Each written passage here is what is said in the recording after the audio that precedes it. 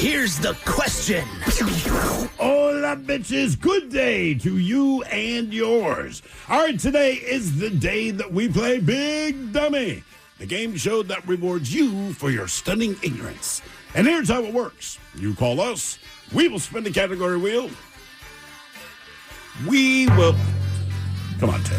Well, I thought a little drum roll kind of make it a little more exciting. That was cool. That was cool. No problem. I did not see that. I was wondering why the drums were in here, but the idea is that we will spin the category wheel. Now I'm going to fire one up. Hell of a show we're going to have today. There it is. Holy cow.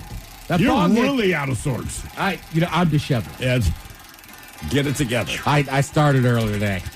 We will spin the category wheel. Then we'll ask you a question from that category. But here's where Big Dummy separates itself from your average, more reputable game show.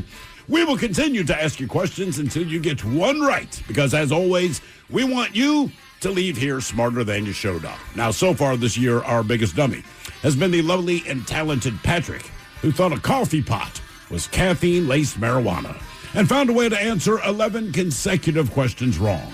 Can you do better? Of course you can. Everyone else has. So give us a call, and off we go on Big Dummy, brought to you by our friends at Advanced Hair Restoration. To be a contestant to play Big Dummy, call 206-803-ROCK.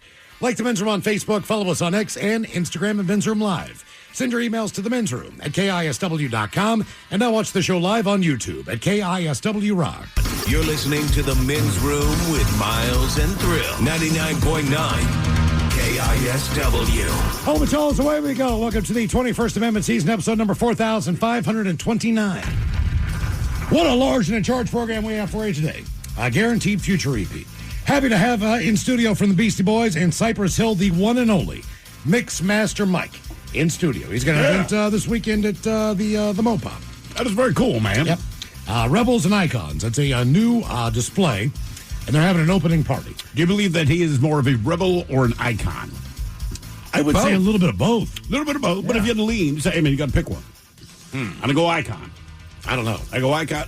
Look, man, you do any research, they say and they all say it, considered one of the best DJs on the planet. Oh, yeah. If not the best. I would argue. Well, he's the only one in the Rock and Roll Hall of Fame. Only one in the Rock and Roll Hall of Fame. He won, like, the DJ, like, scratch-off, for lack of a better term. 3 years in a row to the point they asked him to step out of that role. Yeah, because you can't even. You could be a judge, I think. They let him be. He came back as a judge, right? But he won 3 years in a row, and they're like, "Look, dude, no one can beat you at this. Can you stop competing?" Yep. And if memory serves, at the time of, not that we haven't had Rock and Roll Hall of Fame members in studio, but were they at the time? No, they were not in the Rock and Roll Hall of Fame. Maybe. What about Duff? Maybe Chris Novoselic, maybe Duff. I mean, that might be. Ozzy. And Ozzy for sure. But Mixmaster Mike is also one. So right, because when we interviewed Ozzy, I don't think he was in it yet. He had to be one of the first, right? Was he not in? Well, we also interviewed him the first time, like 2006 and 2000. Yeah, it might just predate that Hall of Fame. No, I don't think so.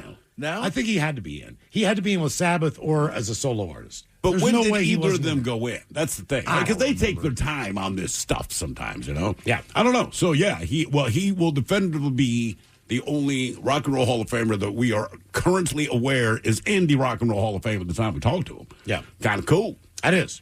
I have to think that guy and his dreams came true because he gets to be on this show. Yeah. He probably knows every major record store, I would have to think, in the U.S.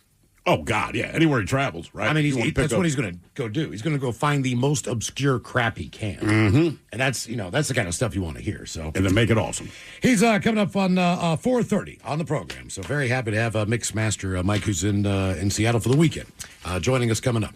All right, let's see. The game is Big Dummy. It's an easy game to play. We'll spin the category wheel. You are either playing for Team Sober or Team Not Sober. Our biggest dummy, Patrick, took 11 questions to get one right. And when we do Big Dummy, we like to do a poll. Last time we did the poll, it was Seattle Rock Day. So we asked you, in honor of Seattle Rock Day, if you could name your child from one of 4 towns, areas in Washington, what would you pick? Celebrate your state. Exactly. So the towns we picked, we had Hump Tulips, we had Chuckanut, we had Squim, and Chimacum. All right. So if you follow us on X, that's where you vote there at Men's Room Live. Here are the results from last week's poll. In 4th place, with only 10% of the vote, you said that you would be willing to name your kid Chimacum. Chimicum Hill, Chimicum Montgomery. That actually has a ring to it. Chimicum Montgomery?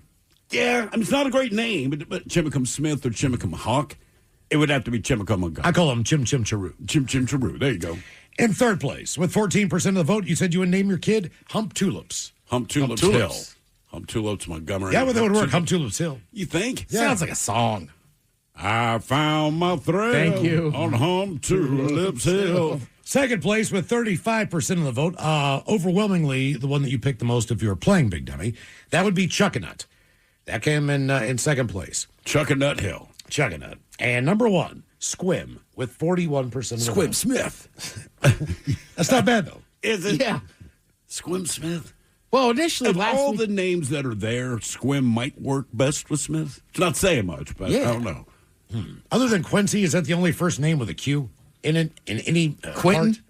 Yeah, there's Oh, Quentin. there's Quentin, there's Quincy. What else is there? That's it, right? Man. Yeah. I'm just real not quick. sure. I'm just saying. I have a buddy back in D.C. I mean, his name is Quentin, but he goes by the Jizzle himself. the Jizzle. Why does he go by Himself. the Jizzle himself? And his full name is the Jizzle himself. He couldn't just go by Quentin. Did he come up with that? Yeah. He has like a serious The Jizzle job, so I think himself? he started it kind of like so we wouldn't use his real name when we were. I don't know, but he's one of the nicest, awesome dudes. Why but his wouldn't you name- rather be called Quentin? I mean, just give it the Q, something. Honestly, I mean, the guy grew up in D.C. There's probably a lot of Q's. Yeah, I was going to say, if you go to black culture. Well, what are they? That's what I'm saying. I can only come up with two. Quintisha, Quintarius, you know. We're black, man. We just make that All up. right, okay, all right. But if you're saying like names you find in a baby book, I think baby too. Quintarius. Okay, Yeah, man. right. Look. Look, you know it's true, brother. Wasn't there a guy who played for Oregon State named Quizell or something? Good. I mean, I'm not kidding. why does nobody say, hey, don't name your kid that, man? Right? It's just Yeah. Quizell. Jesus Christ. I could not be a Okay. teacher because I would start dying of laughter. Like, sir, man, your name Quizell. All right. Yep. Now, today on the poll, we are inspired by a bathroom experience I had about a month ago. Yeah. And I really started to think about it because the last thing you want to do when you are in a public place is have to go number two. And especially when it's just like, you know, it's going to be bad and you know it's coming on, right? Yeah. So at the place that I was at, it's called Vindictive, and it's down in Belltown. Oh, great wings. And if you're an East Coaster and you on, like man. crunchy, just delicious chicken You wings, did it there. I just You couldn't walk to, like, a neighboring I didn't- business? No, I didn't even. I had not even. I basically just sat. I walked there from work. Okay. Which is about a mile. I have a pretty fast pace. All right.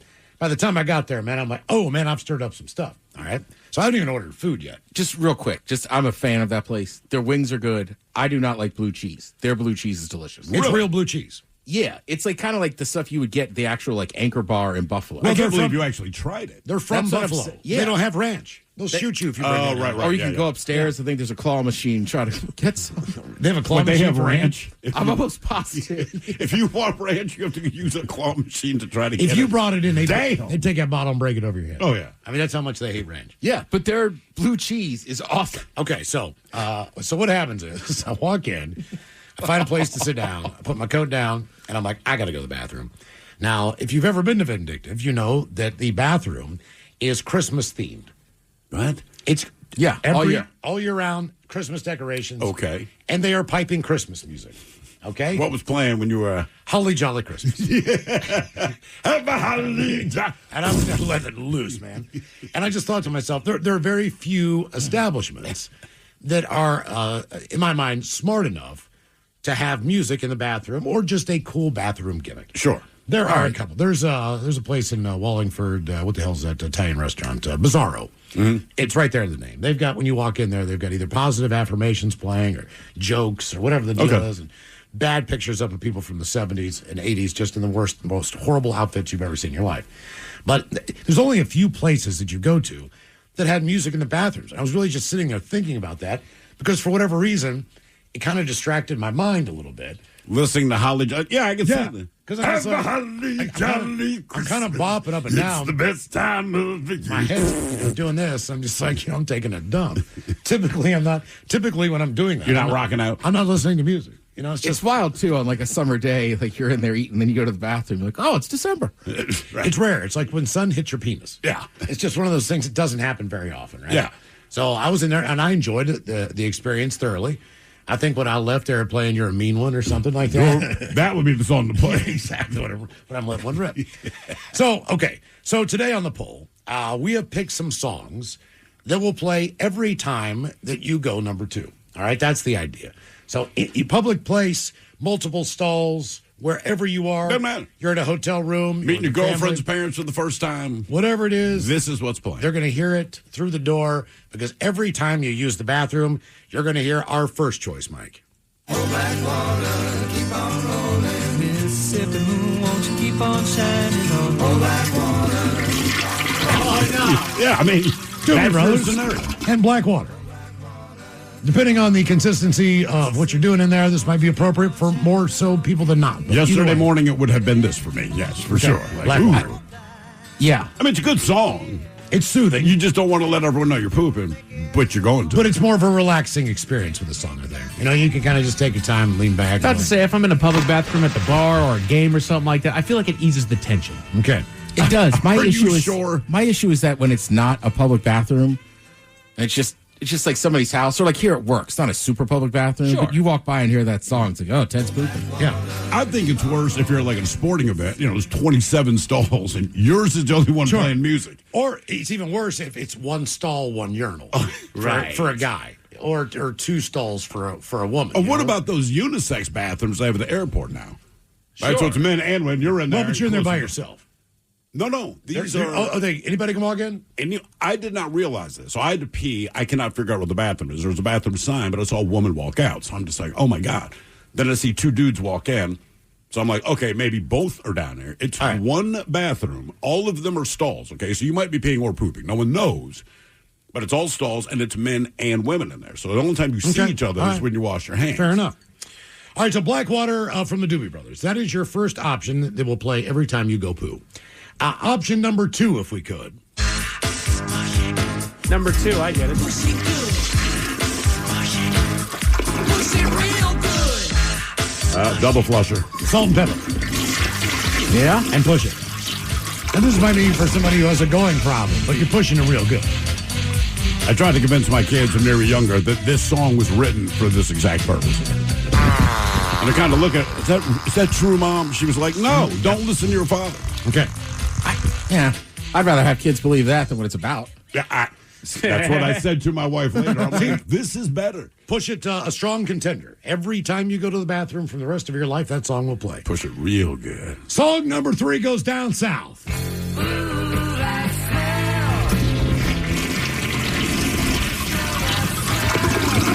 I see this guy in a camo baseball hat. You know what I'm saying? It's that guy. Look under there. There's some work boots. Looks like man. Larry the Cable Guy. He's pooping to Skinner.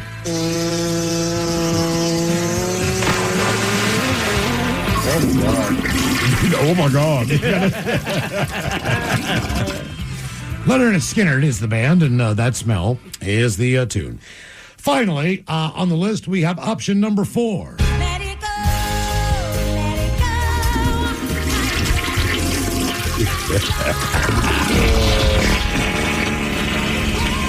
That just seems like torture. Why? You're letting it go. Yeah. Yeah, let just- it go, man. You're never going to see it again.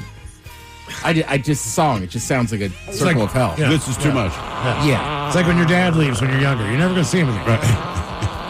You got to let it go. I just can't imagine a Sunday morning after a long night. And I got to poop at 4 a.m. and that's the song. Hit it, Mike.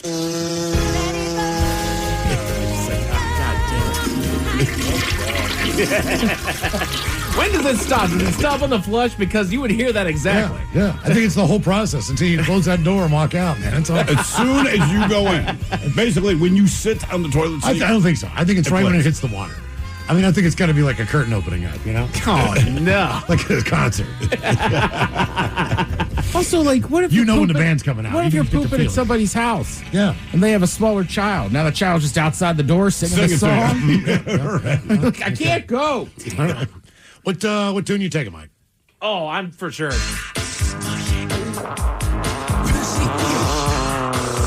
Because I think that'd be fun. Again, I'm thinking about if I'm in a public restroom and all of a sudden It's this song upbeat. drops, it's going to make people laugh. Let It Go is going to piss people off. They're going to be standing outside the stall to beat my ass. Why are they going to be mad with Let It Go? Other than the You fact know that the why. song You sucks. But to me, look, I hate that song. Right. I hate that movie. I absolutely want that song I think it's when I fitting. go number 2. I think it's fitting. So you're going to take Let It Go. Yeah, because I hate the song. I would like the song more if I knew every time I'm pooping the song plays. Yeah. I would have the biggest It's smile. happy. Yeah. You're not feeling that? No, not at all. Where you going, Ted? Oh, Blackwater. Get out. Ted's in there pooping. Stop being braggadocious. Yeah, but yours almost sounds sad. Really? Yeah, I mean, it's a soothing song, but somehow, if it applies to you sitting on the toilet, I'm like, this is depressing. Keep on shining on me. Yeah. It's like, keep going, Ted. You got a little left in there. You got this. Keep on. Miles? Skinner. I just want to warn people. Yeah, you're right. But this almost sounds like you're bragging. Yeah. Ew, that smell. Nah, that's not how they're saying it, though. Ted's Yeah. right. You sound like, I'm about to mess this room up. Yeah. Hope you like your lemon pepper wings. I just blew up the bathroom. People, by the way, on X are upset that you pooped in the Christmas bathroom at the wing place. Why What, are they vindictive? Why? Well, A, people like their wings, and B, it just He didn't It's poop awful. in the kitchen. No, I pooped it just in seems weird. You're pooping in the Christmas room. Yeah, come on, man. It's Christmas all year round in there. I know. There's nothing you can do about that. Like, if they're pumping Christmas music and you've got to go to the bathroom, like, hey, man, I'm not here to ruin Christmas. It's not pumping Christmas music no more. Yeah. Oh man, Miles is here. I didn't even I didn't see him it. walk in. See, I like the idea you're walking up to that bathroom, and as you're walking up to it, you just hear. Damn it, Miles again. Miles is the Mariners game. They playing radio in here? I thought they normally played the play-by-play. What's he doing in Tacoma? Unbelievable. Mike can even text you. Hey, yeah, look at that there, dude. I'm like, yeah. I knew he'd be here. Okay. Oh, Ted!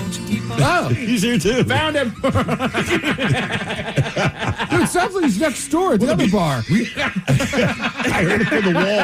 As much time as you spend with your friends on the weekend, I'm sure you're playing a lot of away games anyway. Yeah, I am. I know. But I had a bad incident this weekend. What happened? My buddy, there's like 3 bathrooms in his home. One happens to be downstairs in like the sports bar. All right. But the bathroom I was using was out of toilet paper. It was one of those like, I gotta go. Yeah.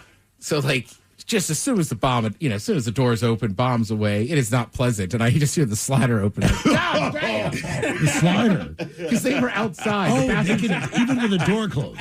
they didn't know I was in there, but like I poop, and like half second later, slider opens, and they're like, Jesus, man. Well, yeah. You blew up the sports bar.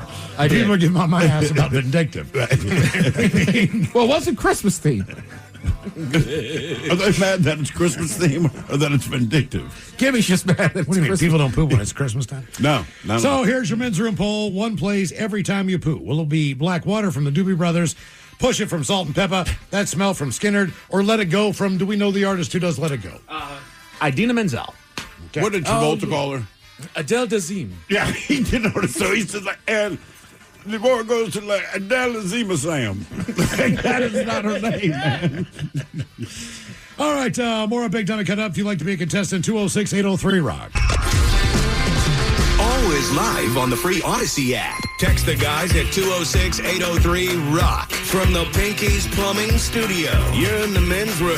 Game is Big Dummy, 206-803-ROCK. Steve, who is our first contestant ready to play the big game? Hello, Matt. Welcome to the men's room. Liquor and whores. Liquor and whores. Matt, are you sober or not sober? Sober. Sober, Matt. Welcome to Big Dummy. Thank you. All right, our men's room poll. Every time you go one place, are you taking Blackwater, Push It, That Smell, or Let It Go? Let's go push it.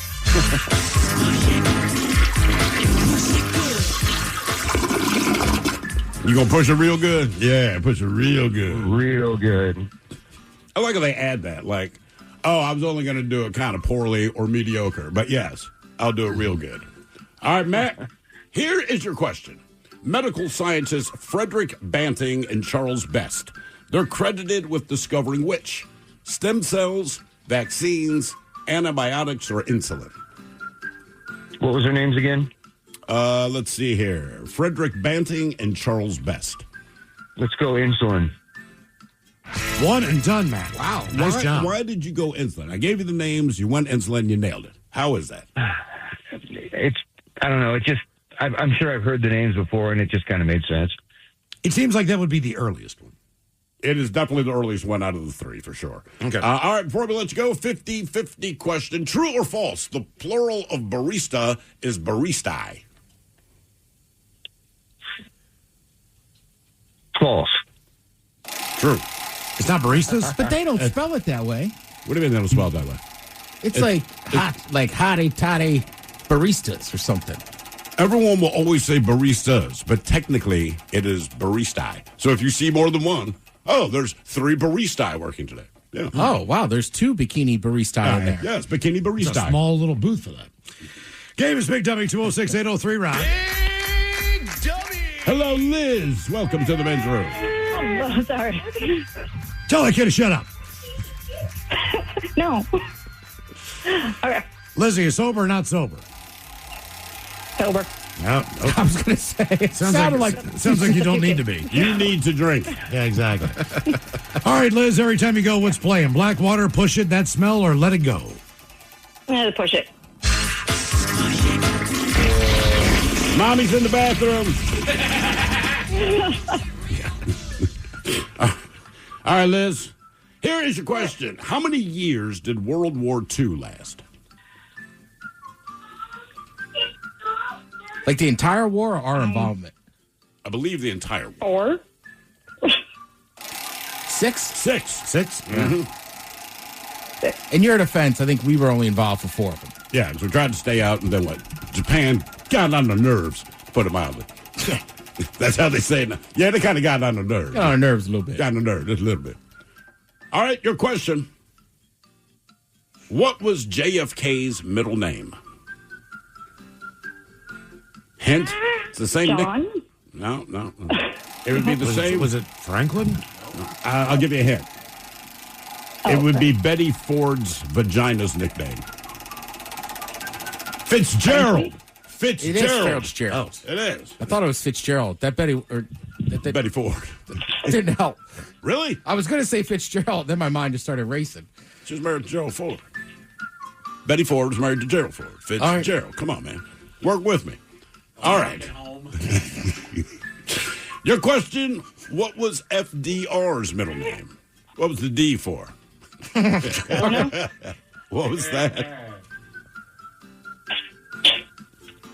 Hello? What was your guess?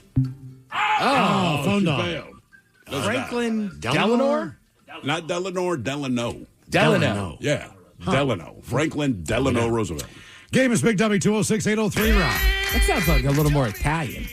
It does. Yeah, Oh, Delano. hey, Delano. Yeah. Hey, Cheyenne, welcome to the men's room. Hola, gentlemen. Hola. Cheyenne, team sober, team not sober? Definitely sober. All right, Cheyenne, welcome to Big Dummy. All right, one plays every time you go. You taking Blackwater, Push It, That Smell, or Let It Go? Okay, let's go That Smell. Are you notorious for that? Look, some people are worse than others, right? And I this is probably true in every family. And you don't assume this is going to happen, but it does. You can walk into the bathroom after someone, and based on the stink that has been left behind, you know who was in the bathroom before. Oh, yeah. Yeah. And I'm like, I don't want this superpower, but I got it. So what I am known for is, I've heard you say it's a problem for some people in your family, Drew. That's what I'm known for. Really, man? It is. Yeah. What do you eat? What is your average diet, or does your diet switch up? It switches up. I mean, it could be like, I could go on a salad kick, or like lately I've been super busy. So it's just basically either like Taco Bell or like something quick, But Taco Bell doesn't seem like something that would clog the toilet as much as just escape you. It seems like easily flushable. Don't eat It's blueberries part of and chicken nuggets. I think Taco Bell gets a bad rap. I think it does. I've never had that problem with that. I have, but it's because I ate Taco Bell at midnight. Oh, And okay, I don't think it's the Taco Bell's fault. It's the time you choose to eat it. Correct. Maybe what I had done before that. I had a chili dog today with lots of beans. We'll see how that goes. All right. Your question, how many worlds were in the original Super Mario Brothers? Oh. Were there 3? I was thinking 8. 8. Yeah. What was that finger motion again? That's 8. See that twisted? Is That that is 8? not That's 8, my guy. That's my 8. That's how you do 8? That's how I do 8. Huh. Is that sign I language? thought you were 4, saying 5, 2. 6, 7, 8, 9. No, it's our sign language. All right, wait, do 6 and 7. So 6 is thumbs up. 7, 8, 9. Huh. Yeah. Is The this 9 like makes sense. Yep. auction? It's auction stuff. Yep. All right, I see it. You threw it out so quick. I just never seen it like that. I was like, Yeah, I thought you were saying 2. So I was like, no. All I thought right. he was calling somebody. Yeah. I'm assuming numbers are not different in sign language, right?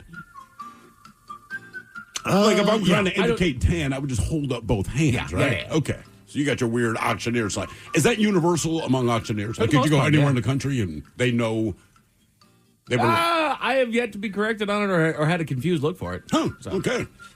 All right. Your question. What sport competes for the Davis Cup? Ooh. Would that be tennis? That would You be. got it. Nice job. Nice job. What is the Davis Cup in tennis? Is it separate from like the Grand Slam I think tournaments? the or is Davis it- Cup is their version of like the Ryder Cup, like USA versus Europe. I think. Okay. All right. That makes sense. Wow. I don't know if it's attached to Grand Slam or something. All right. Game is Big Dummy 206-803 round. Hello, Jason. Welcome to the men's room. Hola, bitches! Jason, are you sober or not sober? I've been sober for like 7 years, 6 months, and some change. So Good for you, man. Oh, you got to know the change. Come on, man. What's the change? I do. It's 22 days. Yeah, I was going to say you can't get that far. 22 That's days. some change. Okay, Jace, every time you go, one place. Blackwater, push it, bad smell, or let it go. Before I give you my answer, I just got to say I hear where Thrill is coming from, and thank you for your perspective, because I will now think about pooping every time I hear Frozen, and it won't annoy me as much. But It's a straight up hate ass. That's exactly what that is. there you go. But I got to go with push it. Maybe laugh the most, man. And to be honest with you, it's a catchy song for the other people that might be in the bathroom. Yeah. All right. Your question. Tocopherol, which protects cells from damage, is better known as vitamin what? Tocopherol. D. B. E. Vitamin E. All right, Jason. What do the letters SWAT stand for? I don't know, but I know that that's not an acceptable answer. So No, I don't know. All right. There you go. Keep going. it's a security with all teenagers. I don't know where the hell that came from. That was the first keyword that came to my head. Special weapons and tactics. That is correct. Wow. Special weapons and tactics. Doesn't know 8, but he knows special weapons and tactics. I don't know how to communicate with the guys on the team. I just know we're into weapons and tactics. For me, it's sweaty women and toes. Ooh. What? That turned you on? I did not Turned think you were off? going to say toes. Obviously, I didn't want to, but I had to find a word that begins with the letter T. Everybody's got their Yeah. thing. Toes. Toes. All right. What famous composer continued working as he lost his hearing? Give me a second. I know this. Beethoven. All right, nice job. Which really is not that impressive. The man, he wrote music. It'd be like I went deaf, but you could still write a book. If Stephen King went deaf, he could still write a book. If you are Yeah. deaf and you understand reading music, it's the same as any other written language, right? So in the end, he knows in his head exactly. He doesn't know Well, if you're he also performing already it. knows what it's going to sound like because he's heard it before. That's what I mean. So when you write it down, like you don't know if they're playing it correctly, but you know exactly what it's supposed You to really sound like. downplaying a deaf man writing symphonies? Well, if he were born deaf and wrote symphonies, I'd be like, that's incredible, right? Because you have nothing to compare it to, and you nailed it. But he already knew what music sounded like. So to write it down is no more impressive than Stephen I think King it's just- writing a book. I think it's just impressive because that's like his whole thing is making music, but he can't hear it. It wasn't his whole thing, man. That was a side hustle. Game is Big Dummy, 206-803 Rock. He owned a taco shop. Hello, Richard. Welcome to the men's room. Hola, fellas. Hola. Beethoven tacos? Richard, are you sober or not sober? Not sober. Not sober, Richard. Welcome to Big Dummy. Okay, Richard, every time you go one place, you're taking black water. Push it. That smell or let it go. I'm going to have to go with you, Thrill, and let it go. See, I like this song now. Just that association. I never smile when I hear the song, but I am today. Oh, dear Jesus. All right, Richard. Your question, in what European city would you find the Grand Canal? For your mama's leg. Isn't that, crap. Rome? Ooh. Is it Venice? Venice. I know Italy. Yeah, Yeah, you got the right I'll give you country. credit. You got the country. All right, your question. Let's go back to the 1980s, a Brat Pack movie. What movie is the song Don't You Forget About Me from? Don't you forget about me. Blah, blah, blah, blah, blah. Blah, blah, blah, blah, blah, blah. It's not Breakfast Club, is it? Is that your guess? Yeah. It is Breakfast Club. It is isn't Breakfast When Club. they're walking out, right? I don't That remember was, the what, scene. Simple Minds? I thought he was walking out and he like throws up his fist and that song's playing. Was that not Cusa? Who's the other guy? Judd Apatow. Judd Nelson. Judd. Is it Judd Nelson? Yeah. It is Judd Nelson. Yes. Yeah, Okay, it's not Judd Apatow. All right, it's Judd Nelson. Game is Big Dummy, 206-803 Rock. Hello, Dan. Welcome to the men's room. Hola, bitches. Hola. Dan, are you sober or not sober? I am sober. All right, Dan, welcome to Big Dummy. Okay, one song plays every time you go for the rest of your life. You taking black water, push it, that smell, or let it go? I have to go with Let It Go because I'm doing the song for everybody else. You got kids, Dan? I got 4 kids. How many times did you have to watch the movie Frozen? I cannot count. Yep, okay, I'm right there Well, with Steve you. says it sucks. Did you think it sucked that bad? No, it wasn't bad the first couple of times. The first couple of times. Look, let me explain my position on this. It is done very well, but it is designed for young girls, and it is a Disney movie, not Pixar. It's Disney, so it's just so sappy and sweet. Like, they nailed it.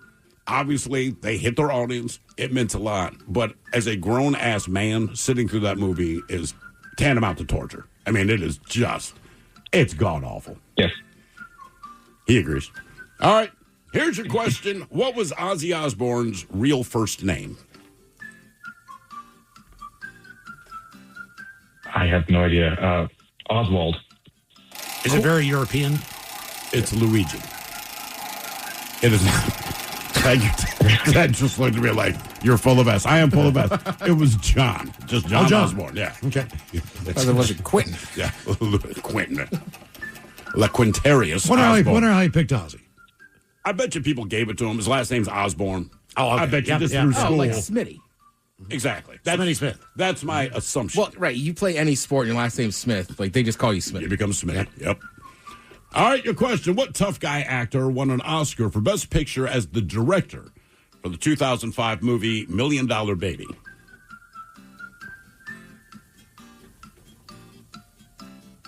Jean-Claude Van Damme. That would be funny. That would be hilarious. Clint Eastwood. You got it right, Ted. Have you seen that movie? It was Hilary Swank, right? She played a boxer. It is a very good movie, but the ending is tough. Then I'm not going to watch it.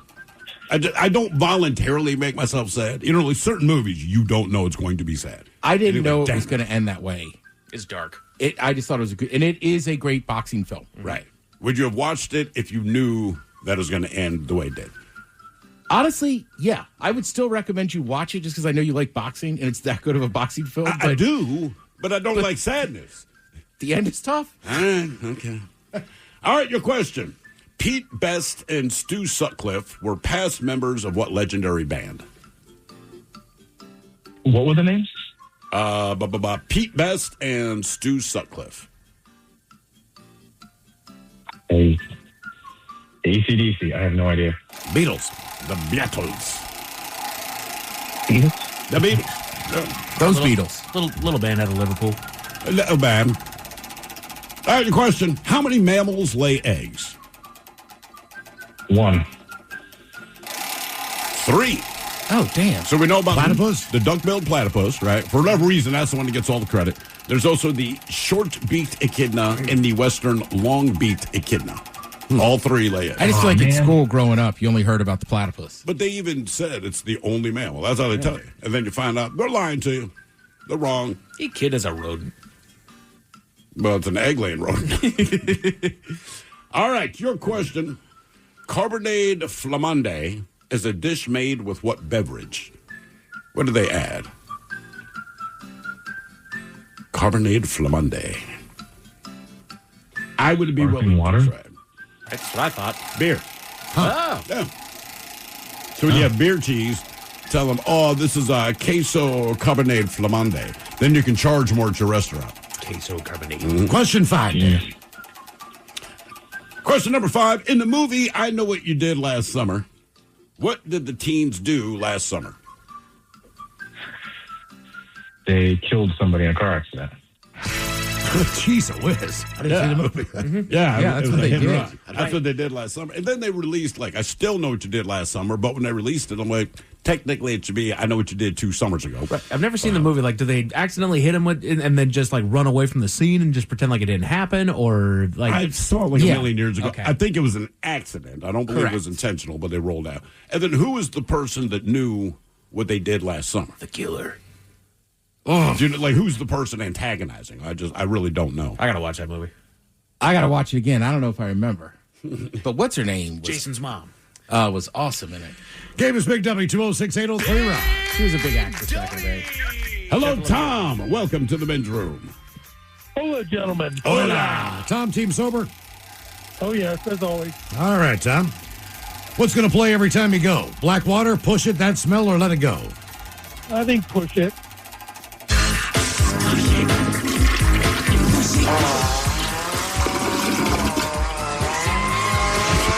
All right, Tom.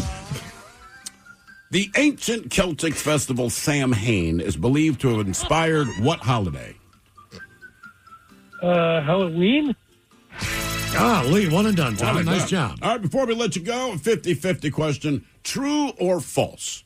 Jimi Hendrix and Joe Pesci were once in the same band. I'm going to say true. Now, here's the caveat, all right? So they were both in the same band. They were not in the same band at the same time, but both of them played in the band Joey D and the Starlighters. Joey D. Joe Pesci and Jimi Hendrix. I'll be damned. What did Joe Pesci play? I'm guessing drums. For some reason, I feel like he used to play drums, but I'm not. Well, he did an album when he sang. Oh, God, that's right. So maybe he could have been the lead singer. This is Joey, and he's Joe. He seems cool enough that he would be slapping the bass. You think? Yeah. We got to look this up. More Big Dummy coming up, 206-803 Rock. The shenanigans continue. This is the men's room with Miles and Thrill. Game is Big Dummy, 206-803 Rock. Who is our next contestant ready to play the big game? Before we get to our next contestant, Miles, we have both confirmed through separate texts from different people, Joe Pesci, in fact, played guitar. Played guitar. Yeah. Apparently everyone knew except us. So Jimmy probably just stepped back and played a different instrument. Oh, no, you got it, Joe. You're much better than me, man. Hello, Jeffrey. Welcome to the men's room. Liquor and whores. Liquor and whores. Jeffrey, are you sober or not sober? Unfortunately, sober. That's all right, Jeffrey. Is it? Yeah. Well, you're driving. Yeah. All right, Jeffrey, one place every time you go to the bathroom. You're taking black water. Push it, that smell, or let it go. Let's go black water.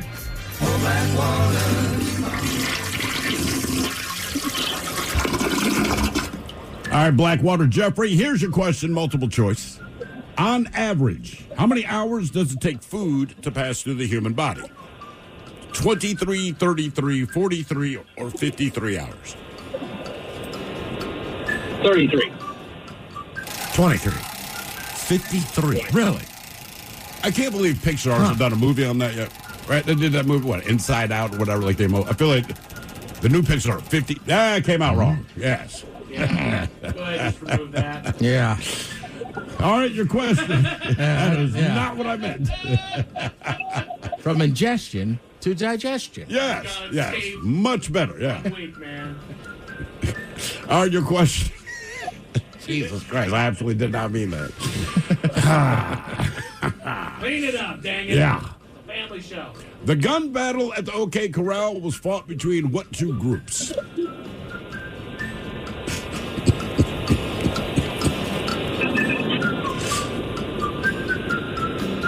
Between the Cowboys and the Earps. What was that again? Cowboys and Earps. The Cowboys and the Earps. What was the first Cowboys and the Earps. Like Wyatt Earp. All right, so it was the Earp brothers and the Clanton gang. The Clanton gang. I know what he's thinking, though. Tombstone, they called them Cowboys. They were called the Cowboys. They never referred to them as the Clantons. You made a movie about the OK Corral. did at some point. In it, and there's some Clantons in it, but they in that movie they only call them like the Cowboys. You see a red sash, tell them I'm coming. Okay, all right. And that's how we got the term Cowboys. From what? Thanks for the support, Ted. Yeah, I got you, man. I'm with you. Because those guys, that clan, they would wear those red sashes, and they were terrible people. Yeah. They just robbed and pillaged and this and that. And then over the years, we kind of got the cowboy we think of now being out on the range and running cattle. But originally, cowboys were very, very bad people. Oh, wow. Okay. Like the football team. Yeah, now there's a bad football team. Yeah, I mean, they haven't been But this is their year. No, this is their year. Just like every year for the last, That's 30? right. It's their year. Yeah, their year.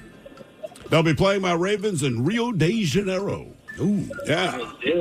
We looked at tickets to go. One ticket, keep in mind, this is just to be there. You don't have a ticket to go to the game.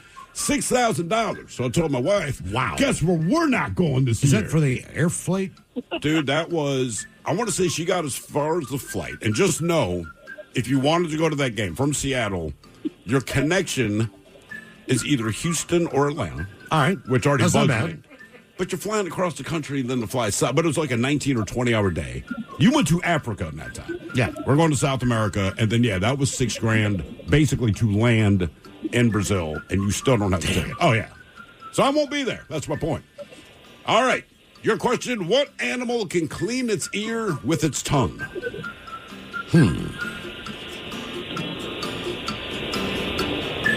This animal's what?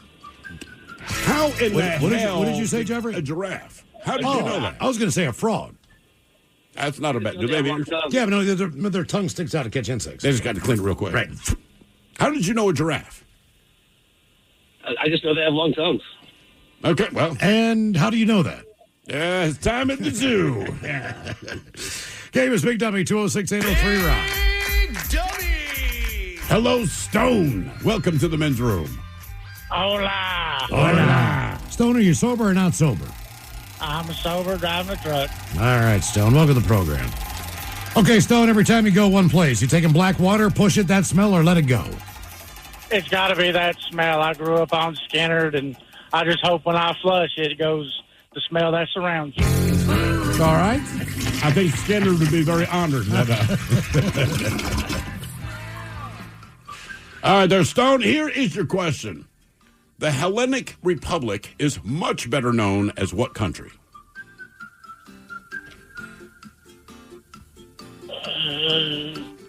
The Czech Republic?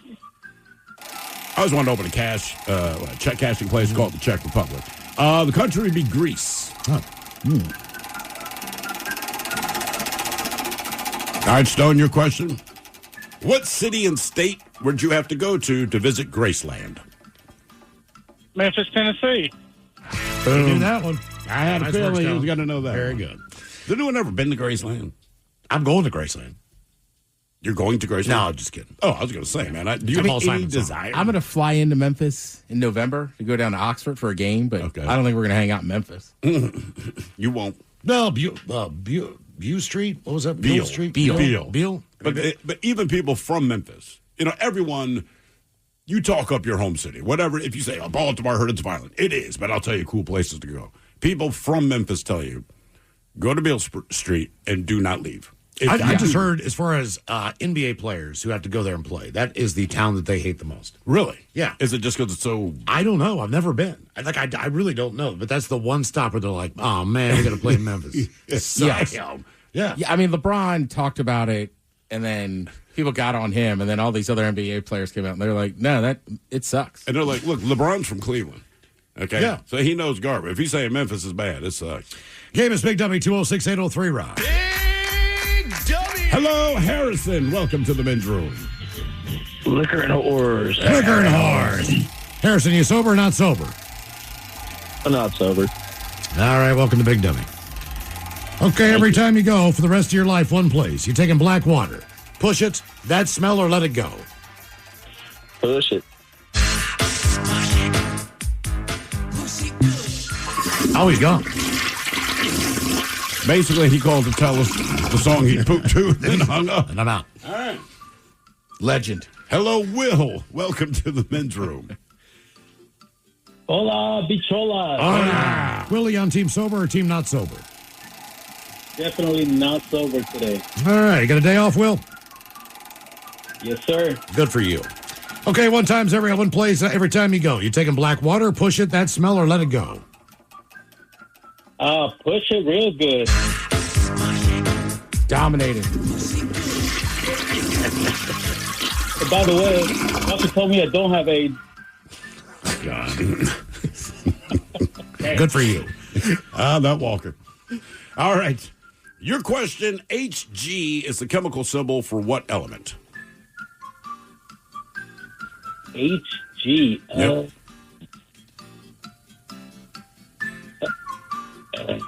Is it relate in any way to the actual element? Not as we know it, but the old Latin name, Okay. yes.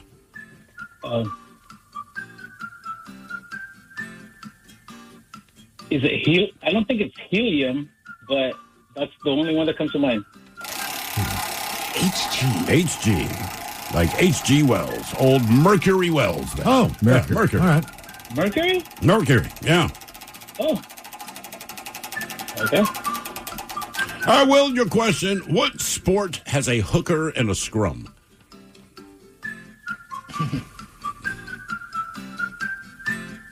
A hooker and a scrum?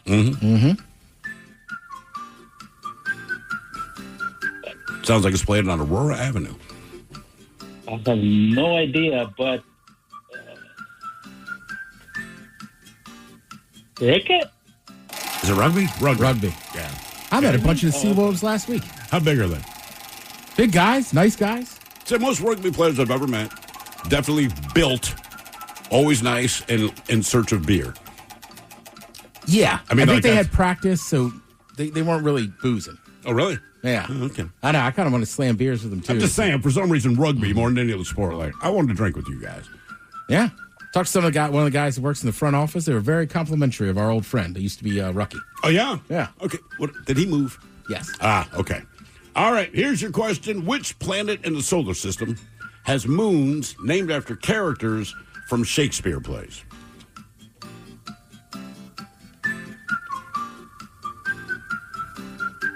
I have no idea. I'm just going to go with Uranus. Oh, nice. That's why I asked the question. Look, I mean, I'm just going to throw it out there. If I ask you a question that ridiculous, where there's just no chance you're going to know the answer and it's a planet, just guess Uranus, and you got about a 95% chance of getting it right. Game is Big Dummy, 206-803, Rob. Big Dummy. Hello, Corey. Welcome to the men's room. Montgomery. Hola. Corey, sober or not sober? He's not sober. Montgomery. All right, Corey. What are you taking? Yeah, buddy. Black water, push it, that smell, or let it go? Push It made me laugh the most, but I'm going with the Doobie Brothers. There you go. Keep it a classic. Just relaxing in here, man. All right there, Blackwater Corey. Here's your question. Bruce Willis played the character David Dunn in what movie? What's that movie everyone always watches at Christmas? Die Hard? Yeah, Die Hard. Is it Sixth Sense? Not the Sixth Sense. I want to say he played this character in at least two movies. It was the movie Unbreakable. Unbreakable. David Dunn. Never seen it. It's not bad. Not bad. All right, according to the nursery rhyme, the people on the bus go what? The people. What? Round and round and round? Wheels. The wheels on the bus go round go up and and down, round. right? No. Oh, biscuits. The people. Yeah, man, I said people. Even he knows the people on the bus go chat. Should have Now- let my kids answer. He would know. I would just say they obviously have not ridden the bus in Seattle. That is not what the people are doing. If they are not looking on their phone, they're doing something other than chatting. Maybe whack. You know, they don't. Trying to keep it clean with the kid there. You know, It's like foretelling the future. There's going to be a bunch of streamers. What up, chat? yeah. You know what? You're right. Just chatting. All right, your question. For an SNL monologue, who once played the banjo with an arrow through his head?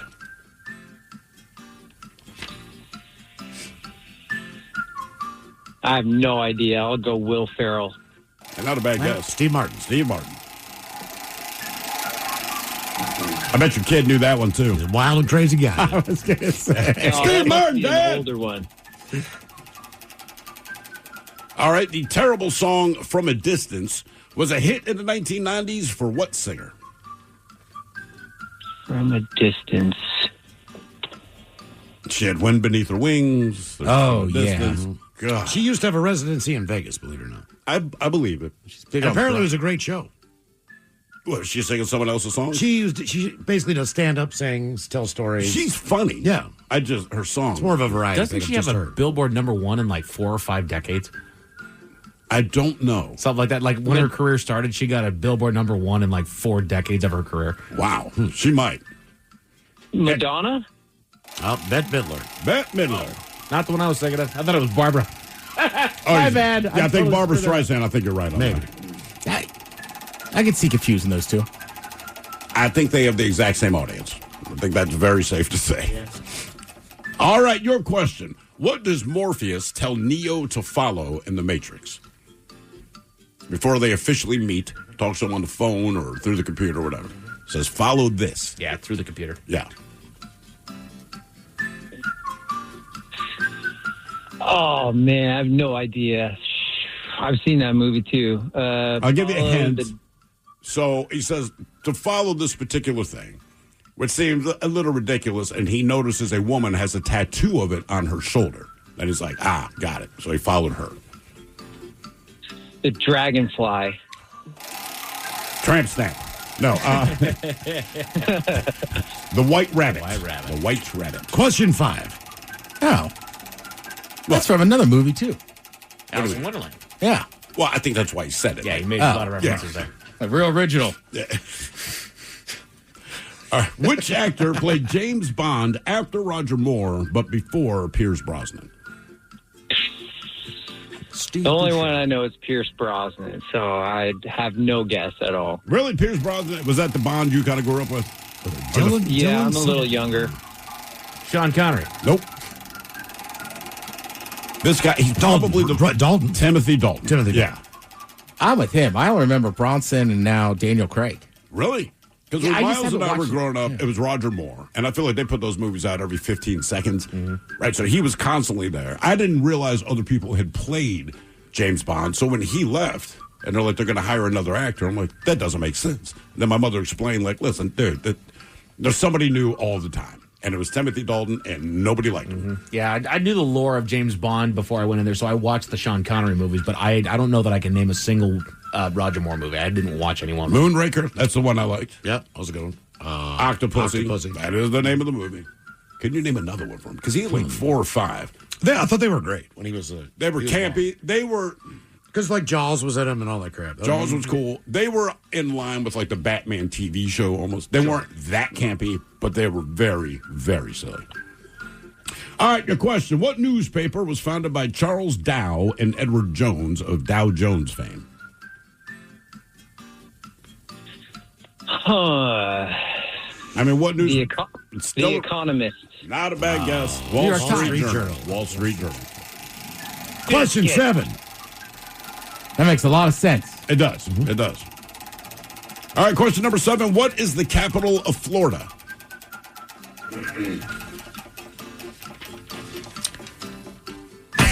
I mean, ask me in 5th grade, and I know the answer. Oh, of course. It's also the home of the Florida State Seminoles. That's the only reason I know it. I don't know why Tallahassee is in You my got mind. it. Bam! You got it. Yeah, you're in or 5th grader. Nice job. Game is Big Dummy 206-803 Rock. Why is Tallahassee in my brain? Because that's the answer. That's the right answer. Right? Hello, Matthew. Welcome to the men's room. Hola, bitches. Hola. Matthew, on team sober or team not sober? Not so sober. All right. What are you doing? Just smoking a little bit. Oh, good for you. Okay.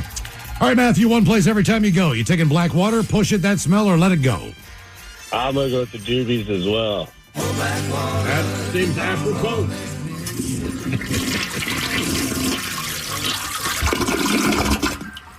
All right, your question. What 1999 TV show used Joan Jett's Bad Reputation as their theme song? Featured James Franco, had Jason Segel in it, and a bunch of people. 99, I didn't. Oh, James, I don't know that James Franco did television, so I wouldn't know it. It's like a famous show, but I want to say it was only on for like a year or It two. lasted one season, from 1999 to 2000. It had poor ratings, I didn't but it even has a own a cult TV in 99. Oh, really? Wow. I was going to spin that wheel. It was Freaks and Geeks. Freaks and Geeks. Freaks and Geeks. Never even heard of it.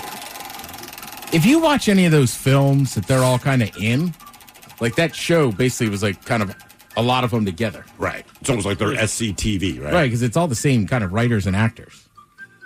All right, multiple choice question for you.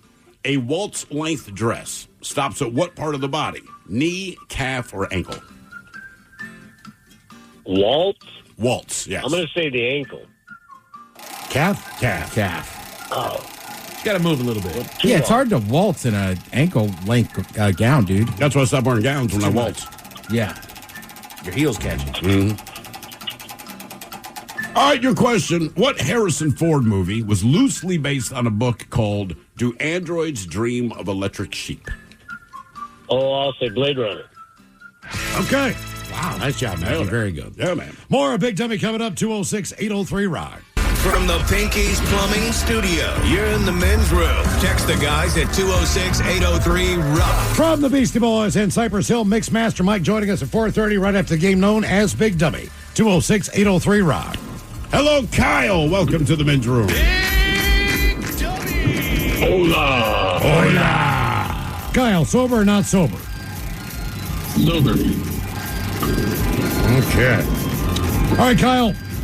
Every time you go one place, you taking black water, push it, that smell, or let it go? Well, I already associate this song with farts, so it's going to have to be Leonard Skinner.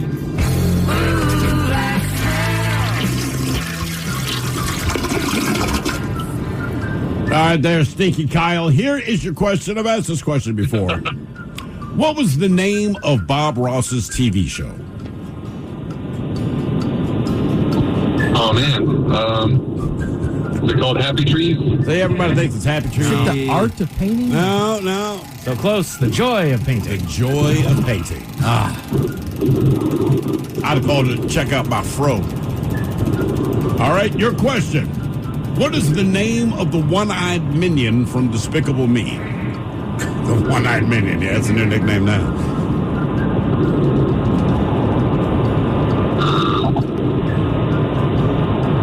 I'm not sure. What do you think, Mike? First, I thought it was Bob. Right, they're all plain names. I was like Dave, Kyle. Close. Stewart. Stewart. Yeah, Stewart. All right, multiple choice question for you. The Eisner Award is given in what field? Science fiction, fantasy, romance, or comics? What award? The Eisner Award. EISNER. Science fiction, fantasy, romance, or comics?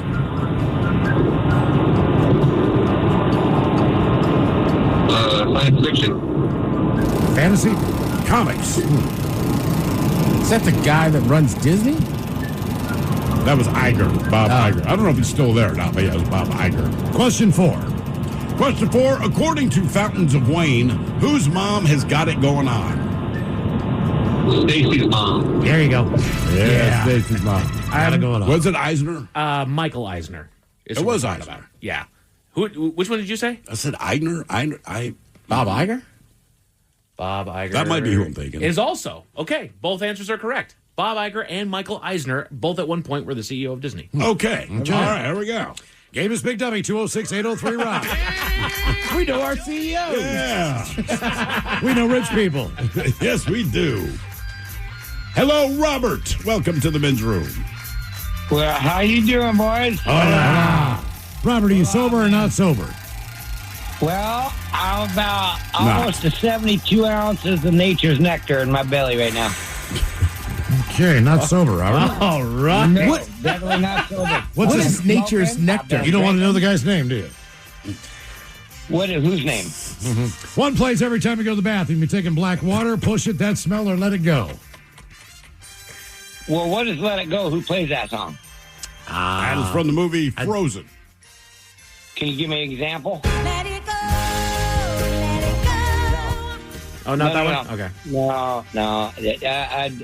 Definitely not push it, because if you're pushing, then you need you're constipated. Okay. So let's go Leonard Skinner. All right. Yeah, Leonard Skinner. I like your process of elimination. I don't want a fish sandwich. I don't want the onion rings. I don't want a shake. I don't want nuggets. I want to throw a shout out to a buddy of mine real quick, if you don't mind. Cool. Sure. Real quick. So his name's Sean Cavanaugh. He's from Smoky Point, the Bike Shop Mafia. This guy has helped out all these little kids riding dirt bikes, all the adults, families. You know what I mean? Great guy. Bike Shop Mafia, Sean Cavanaugh.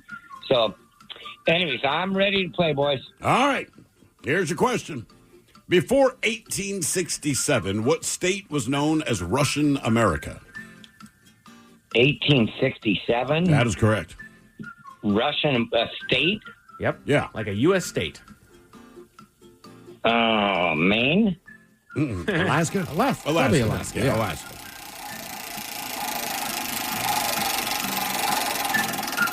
I'm working on that 72 ounces of freedom, man. What are you drinking? I'm almost there. What are you drinking? Nature's nectar, man. Bush, full flavor. Nature's nectar. Copy. All right. All right. 16 ounces a can. 16 ounces of freedom every time you pop one of the babies. Freedom. 16 ounces of freedom. I like that.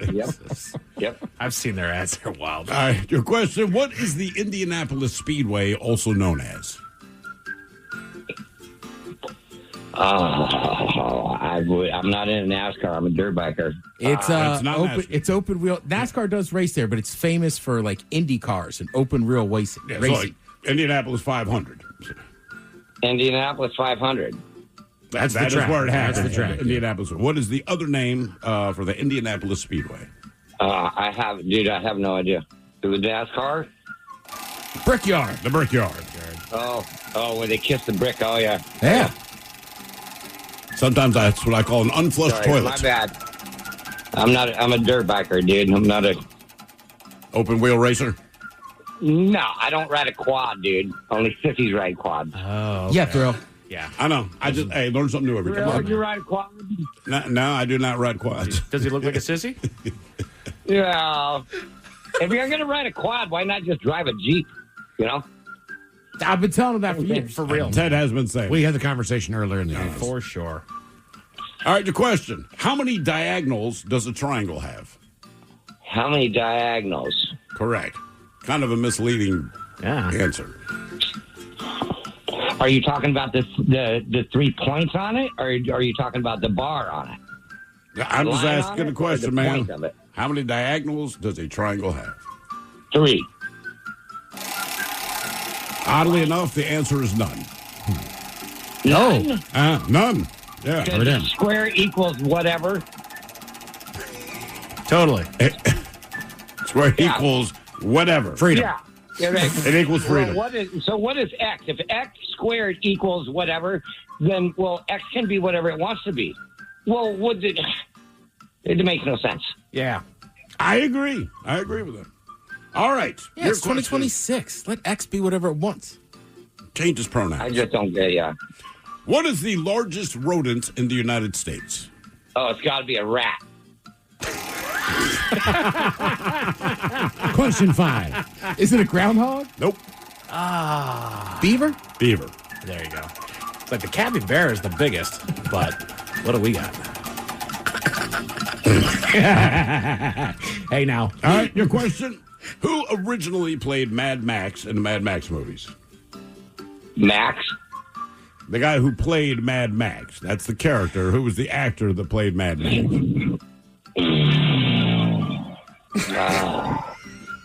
Jethro Tull? Jethro Tull. Jethro Tull. That would be Mel Gibson. Yes. Question 6. Jethro Tull. Give me a hard one and I'll get it. Okay. How many colors are there in the spectrum / the rainbow? I would say 6. 7. Speaking of, question 7. I was close. You're close. You were close. No one's going to deny that, man. You were close. I'm working on them 72 ounces of freedom. Yeah. That's why X can be whatever it wants now. Damn right. Free to be what it wants. Mm-hmm. All right. Okay. Your question. What is the longest river in the world? The Mississippi. Amazon or Nile? Nile? The Nile. Nile. What's so funny, man? Question 8. Mississippi's a long river. It is a long river. It is. Now, we just saw some sissy out the window on a quad. Yeah, we did. He was just riding right up by 5. I just like the confidence you said it with, sir. That's specific. Well, that's what I thought it was. Yeah, fair enough. Your question, in what state is Arlington National Cemetery located? It's not in Washington, Arlington, Washington. That is correct. I'm going to say Oklahoma? Virginia. Virginia. Question 9. I'm in Texas. 9? Question number 9. 9. No, 9. He speaks German. Freedom. Got that. Question, how many U.S. states are named after a president? Oh, Lord. I'm just going to go on a wild guess. I'm going to say 4. 1. Washington. Question 10. Well, there's Washington, D.C., though. Well, that's not a state. Not a state. I bet you a bunch of listeners don't even know what D.C. stands for. District of Columbia. But I bet you a Well, lot of the you listeners knew a lot of the answers to the other questions we asked. But you're probably right. All right, if you don't get this one right, Robert, you will tie your biggest dummy. That would be Patrick. Are you kidding me? And I haven't cussed the whole time. Thank you. Keep that up. I appreciate it. Man. All right, your question. On which Hawaiian island is Honolulu located? Oh, I know this one. I know this one, baby. I'm not going to cuss, but who's got the button? If I cussed, who's got the button? Just answer the goddamn question, man. Okay, it's Honolulu. No, what island?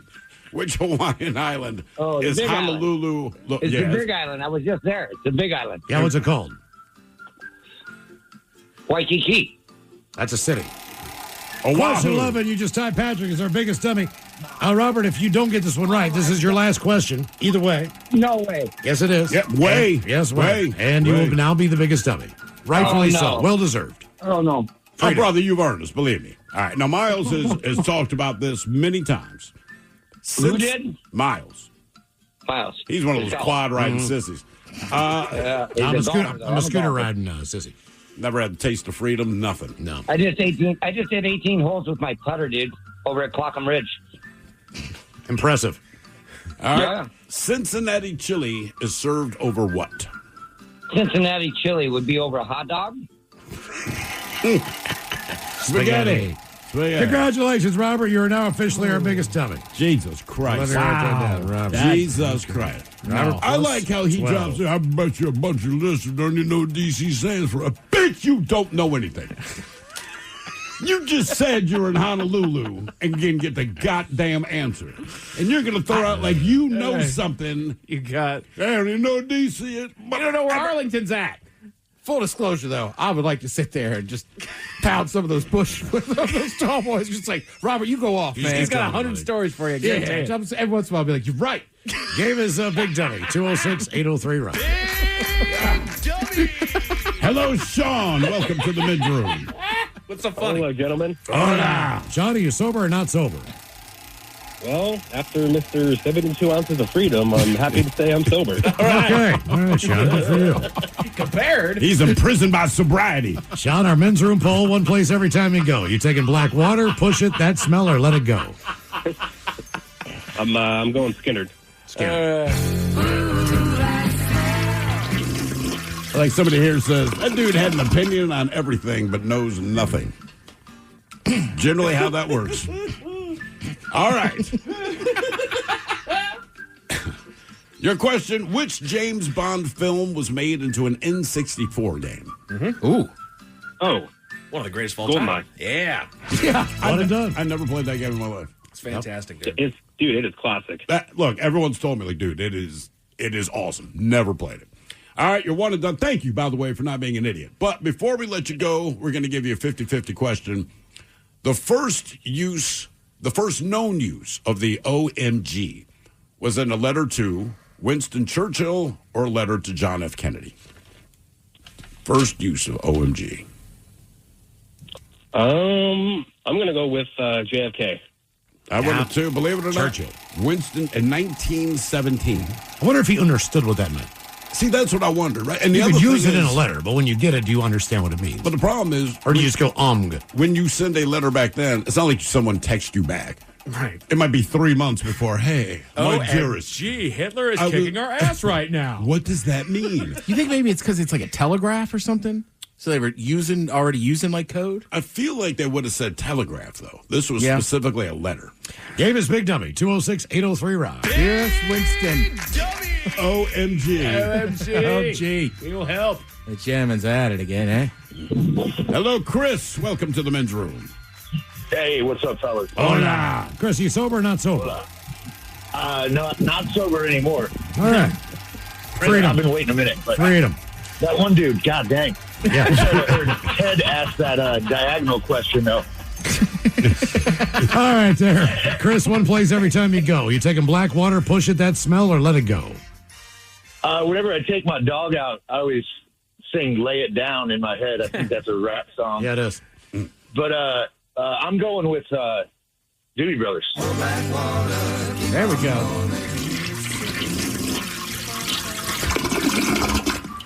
All right, here's your question. What character killed Aslan the Lion and the Lion, the Witch, and the Wardrobe?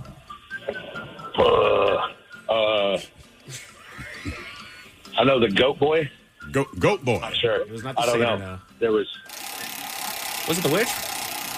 Specifically, it was the White Witch. Yeah. The Black Witch just said, I wish a lion would.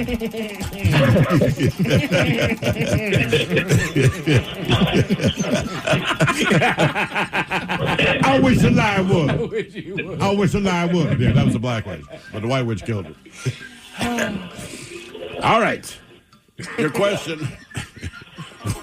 What is the highest letter value in Scrabble?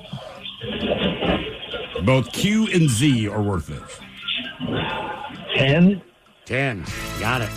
Nice thought job. you were correct. Nice job. I thought I had to guess the letter. I'm looking at Mike like, Z. Davis Big Dummy, 206-803-ROCK. Hello, Ryan. Welcome to the men's room. Dale! Ryan, sober or not sober? I am sober. No ounces of freedom for me today. I hear you. Okay. Is that going to be our new measurement of beer? Oh, you know it is. You know when he said quad riders are sissies, and then Mike said this girl looked like a sissy. Immediately in my head, I thought, what does Marcellus Wallace look like to you? Jesus. Ryan, one place every time you poo. You're taking black water. Push it, that smell, or let it go. Oh man, let's do some salt and pepper. All right, here we go. Hey, which the lion would. All right, there, Ryan. Here is your question. Clancy Wiggins is a character on what TV show? Clancy Wiggins.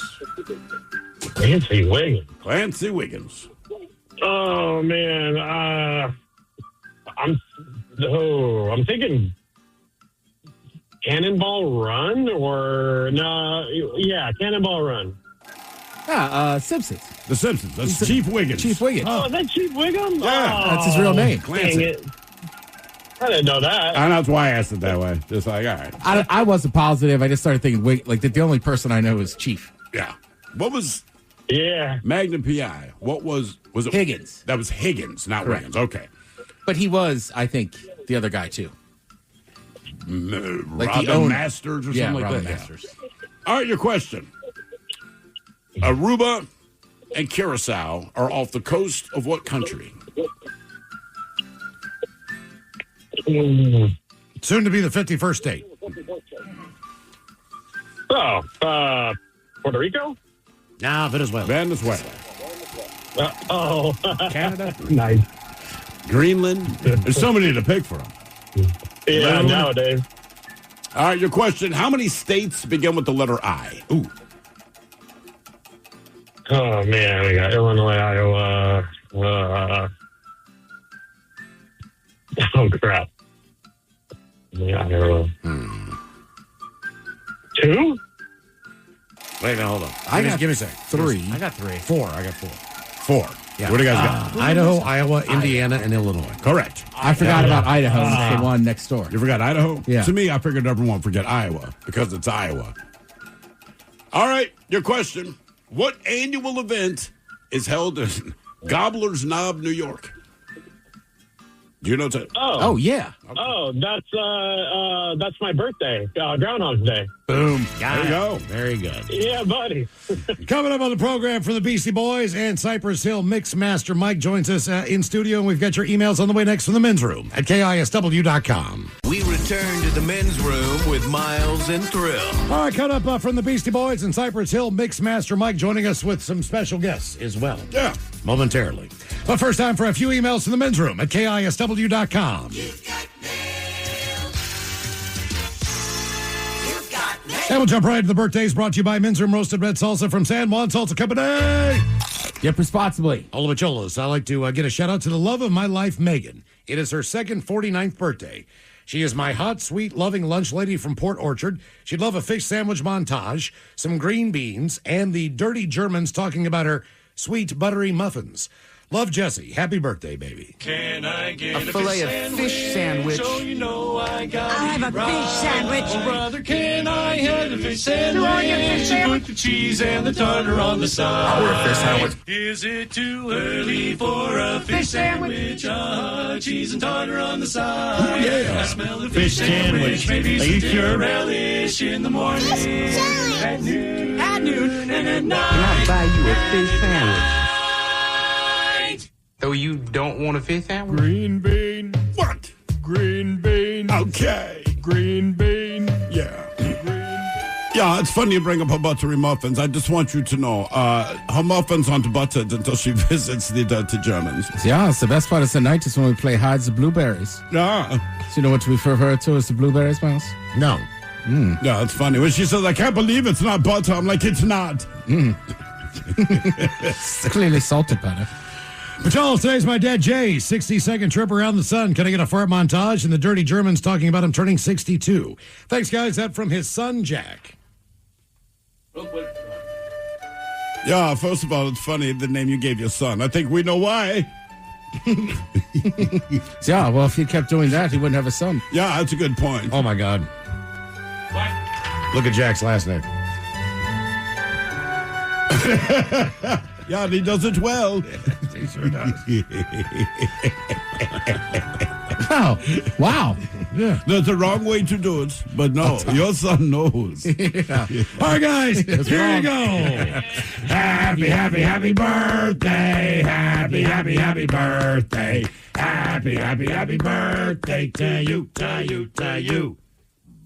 Ya's a Dirty Germans brought to you by Men's Room Original Sausage. Available through Uli's World Famous Sausage, mensroomlive.com, and other fine retailers. Schweinefleisch. Thank you, Bob, and a couple extra emails. This one says, Spinal Tap Skull from a man who would know, the infamous Joe Dredd. Yeah. All right. So he says, I'm catching up on the show on YouTube and saw a mention about the Spinal Tap skull. Well, I've got the straight poop. I found it underneath the south end of the viaduct in the early 90s. Apparently, after Spinal Tap entered their first tour in Seattle, they left the skull here. It looked like it had been abused, so a buddy helped me rescue it, and I took it home. Soundgarden found out that I had it and asked to borrow it for a show at the Coliseum during Bumbershoot. When I found it, it just had one horn. So Jeff Ament fabricated a second horn for it. Ah, Jeff. The thing was a monster and took up half my garage, so it had to go somewhere. After that, I spent some time at the Swan Cafe and the NAF Studios, where it would end up outside with the giant masks from the Alice in Chains video for Angry Chair. All right. Last I heard, someone in West Seattle had it in their basement, but I cannot confirm that. That from the infamous Joe Dredd. Oh, pretty cool, man. So it must be still somewhere in Seattle. Well, I guess we got it from the source. Okay. That's crazy to me. that you just think, like, Soundgarden wants to borrow. Jeff Ament fabricates another horn. Like, you just don't picture these guys doing that stuff. Yeah, that is crazy. And that thing is probably, he's right, it's probably huge. Yeah. Anytime you have one of those things behind the stage, other than Stonehenge in their case. Which was fantastic. Yeah, that's probably about Things behind the stage are often much, much bigger than you think. Oh, yeah. at least 10 feet. Patolos, as far as the Preakness, Thrill had mentioned having the cameras pan out at Pimlico for the Preakness to show the cart running kids in the neighborhood. Mm-hmm. That will work this year because the Preakness is not being held at Pimlico. I totally forgot. Yep. Ted should be happy to hear that it's at Laurel Park because Pimlico is being renovated. Ironically, Laurel is not much better than Baltimore, but it is a slight improvement. Miss you guys. Still listen every day. That from your longest listener, One-Eyed Greg in Reisterstown, Maryland. Yeah, I saw that today, and I'm like, man, he's right. I totally forgot they're doing the renovation. I blanked on it as well. Yeah. I emailed him back. I was like, we used to go to Laurel to watch. I never went to the Preakness, but we would watch the simulcast at Laurel. I was going to ask if you ever been to the track. Laurel we used to go to, that was closer. It's in PG County. Sure. And they used to run off season. So, like, if they were running at Pimlico, you could go to Laurel some of the time. That was and kind of then their Pimlico, agreement, I believe. Yeah, the other part of the time. So they didn't compete. Right. Correct. I only went to Pimlico for Preakness. Look, man, like, the neighborhood sucks. I wasn't betting on horses anyway, but Preakness is definitely its own thing when that goes on. And it ain't like the Kentucky Derby. You know, everyone's wearing hats and they're sipping cocktails. Preakness is straight up like spring break inside of a stadium. It is. I mean, I remember bartending a few times, and even where I lived in Charles Village, right? Hopkins is right there. The most empty day you'll see it is Preakness Day. Oh, yeah. Everybody goes to Preakness. Yep. And gets hammered. And that infield, man. I don't know if they still do the infield, but the infield was one of the craziest experiences I've ever had. The official mascot for Preakness, this is the second jewel of the Triple Crown, was Kegasis. That tells you all you need to know. Even if you're thinking like the size of Emerald Downs and you look inside of the track, Yeah. they open that up for spectators, and spectators walk across in two different places on that track. The entire infield is packed shoulder to shoulder with people getting there early, bringing their coolers in. Bringing their own amount of booze. Yeah, the only thing that you really cannot do is grill.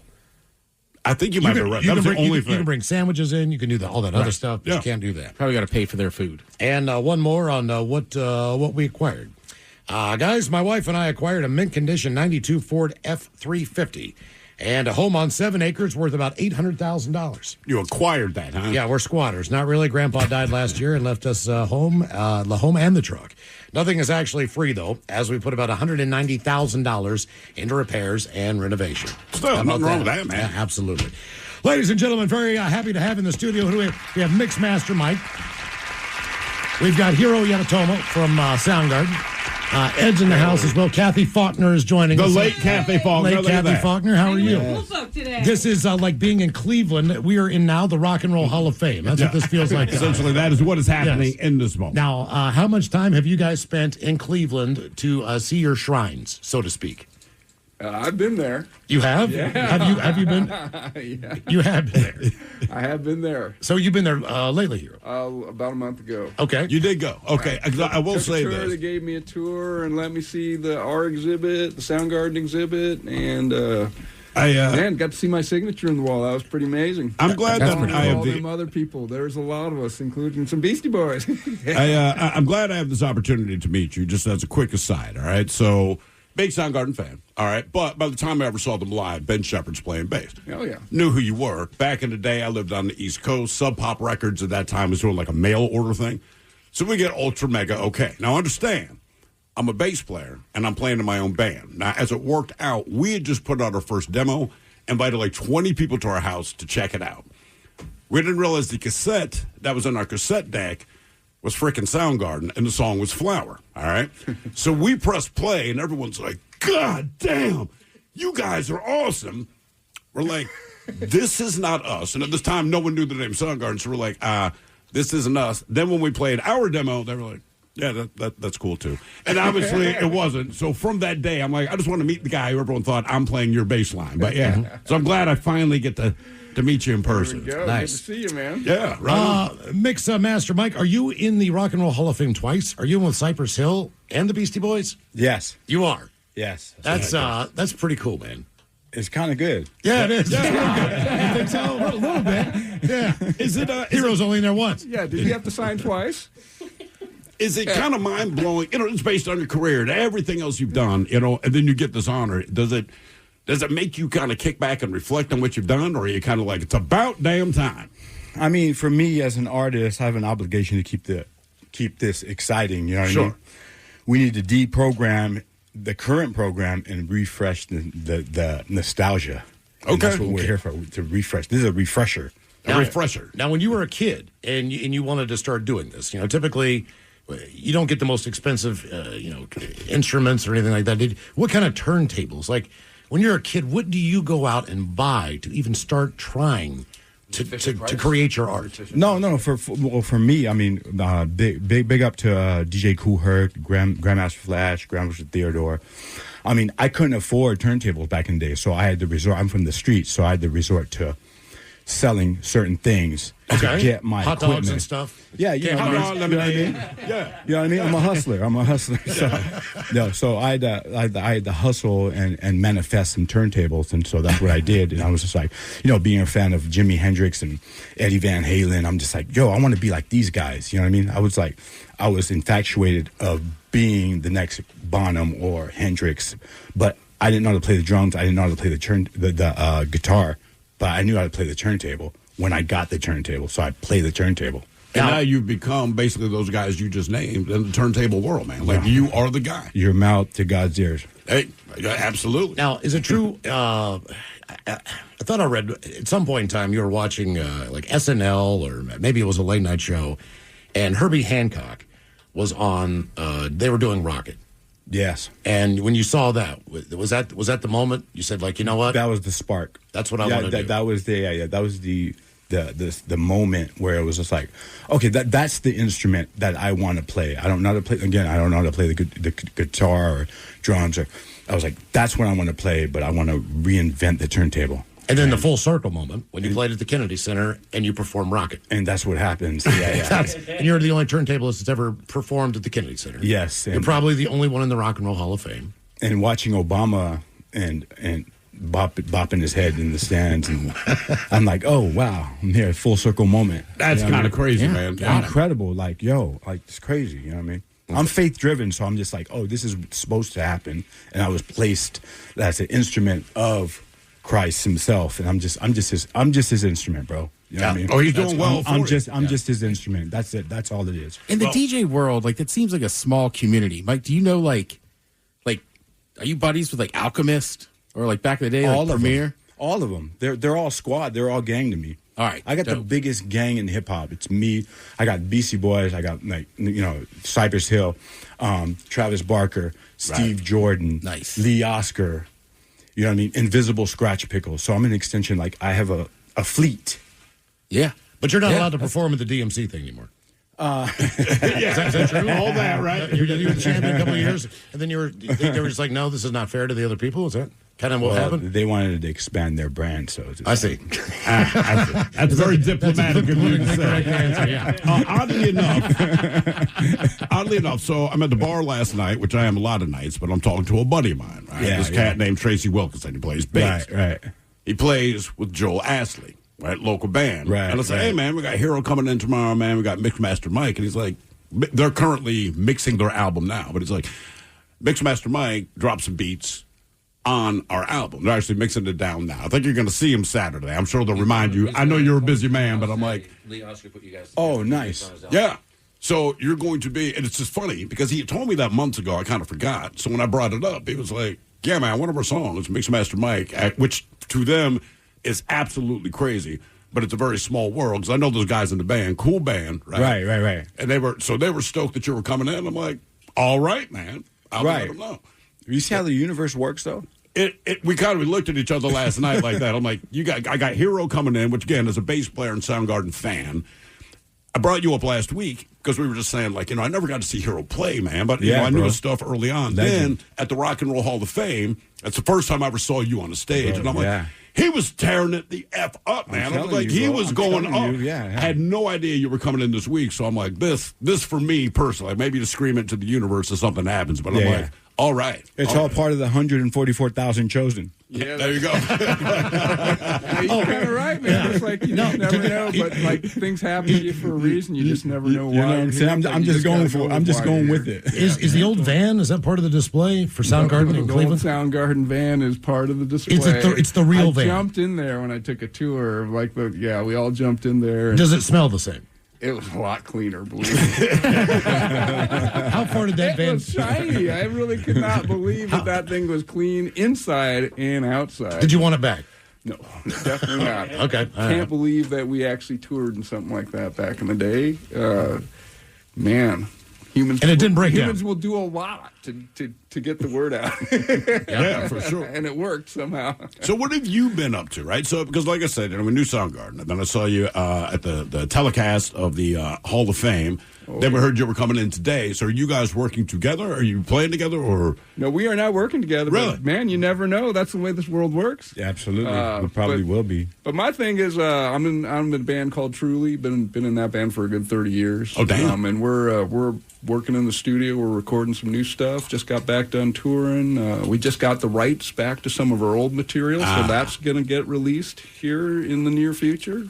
It's cool. It's cool that we're talking to you, but I got to ask, man. We've never had a chemist on the program before. Not that we know. Periodic table. Well, what is MC? What is what? MC? MC. MC is a mix master. All right.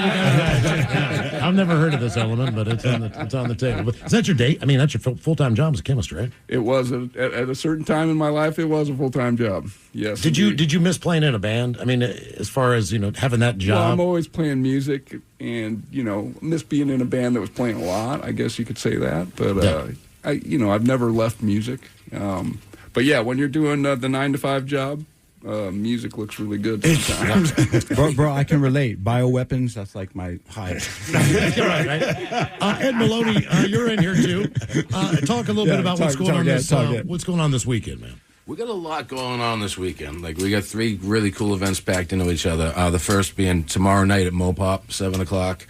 It's the Jeanette Beckman opening party. Jeanette Beckman, very famous photographer. You guys have seen all of her work. You may not know her name. She started in London during the punk scene, so Sex Pistols to The Clash, everyone that came out of that movement. The first international hip-hop festival went through London at that time. She connected with all the hip-hop guys, saw it was righteous, saw where the writing on the wall was, went right to New York City, and she photoed everybody. The Beasties, Run DMC, I mean, you name it. Her body of work is just goes on and on.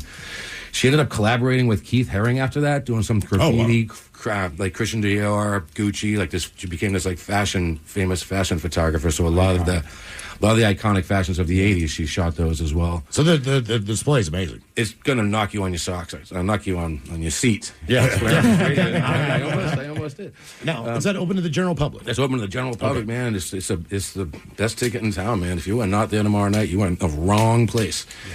It's like Maxwell Edison's on that. We got Eva Walker from the Black Tones representing, And what's happening. I scored the doc too.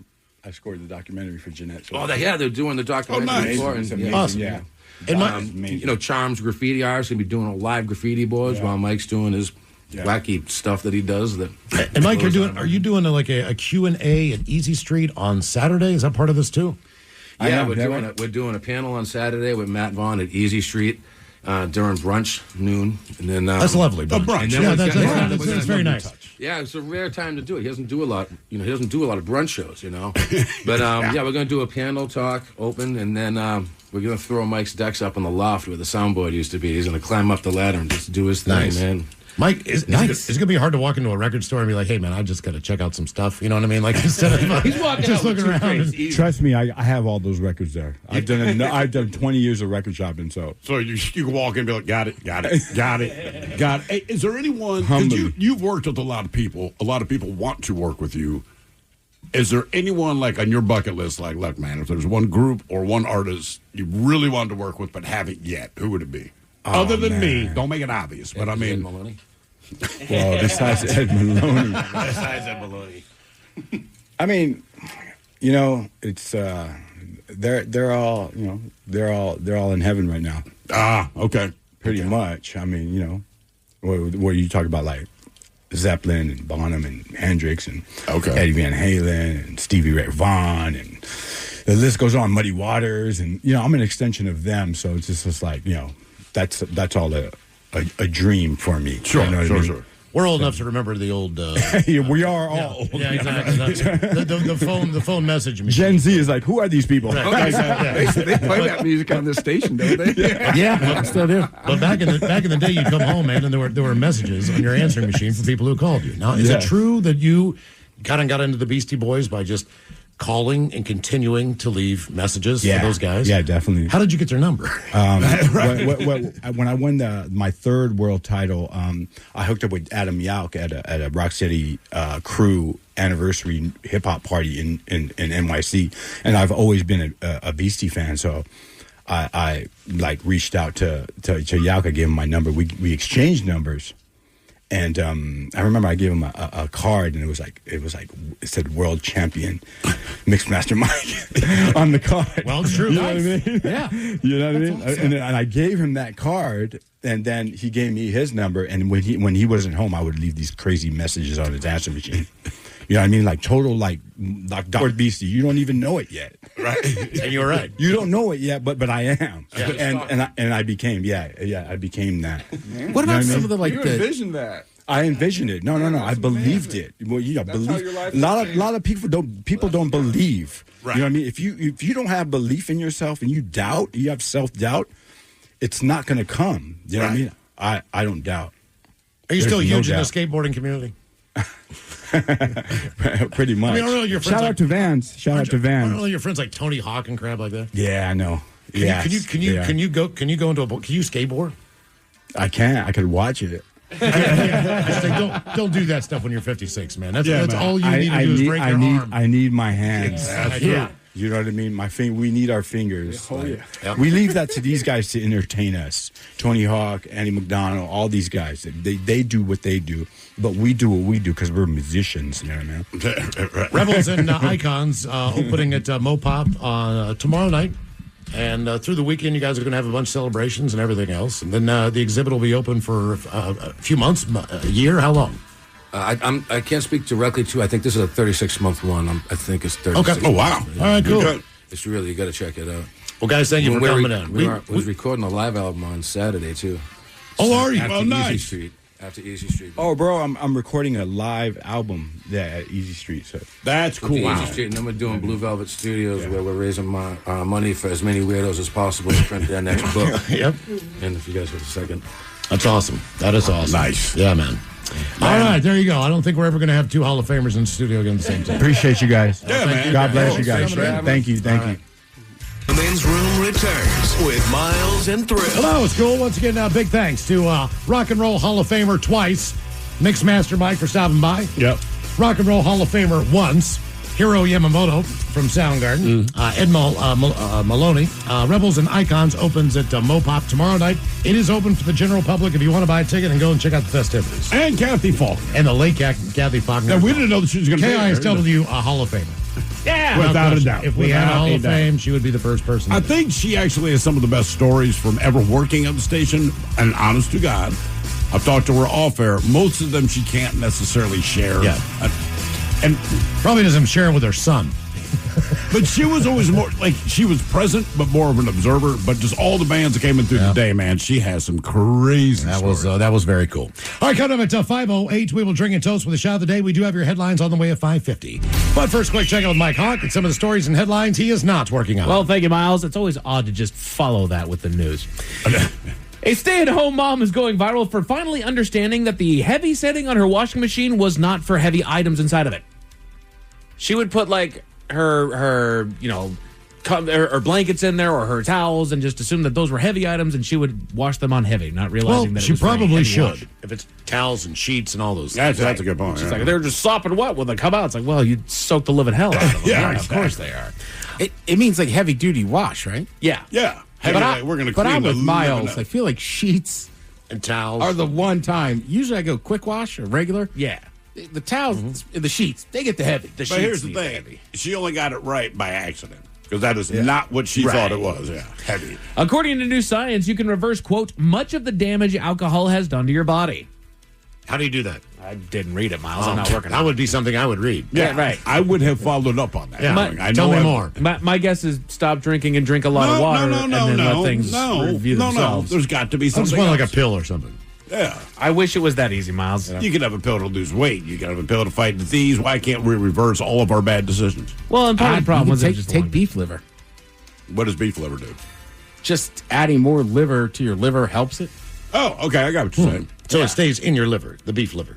I don't know the science behind it. I just know it kind of works. Okay. There's a few things. Do you take beef liver? I do. Yeah. Look, man, we know us. It seems like a good idea. Do you have one of those little pill things now for the days of the week? Yeah, I've had one. Yeah. Yeah. Golly, that's when you know. Now I know why I didn't read through it, because the site that it was on is paywalled. I'm not paying $3 to figure out how to undo doggone So that's alcohol. how they do it. Hey, man, all the damage you've done. Yeah. I'm taking If you'd like to know $3 more. and buying a beer. Yeah. The money I want to spend there. What a waste. Well, and some of the what's it like milk this? There's a bunch of like actual herbs you can use. But Yeah. then I had a buddy that started using one of those GPL ones, and his liver, I guess his enzymes were up, and they're just not anymore. Well, really? And I don't think he changed a thing about his diet. Like, I know that. so like I think there's a few side effects of those peptides that are helping people a ton. Yes, sir.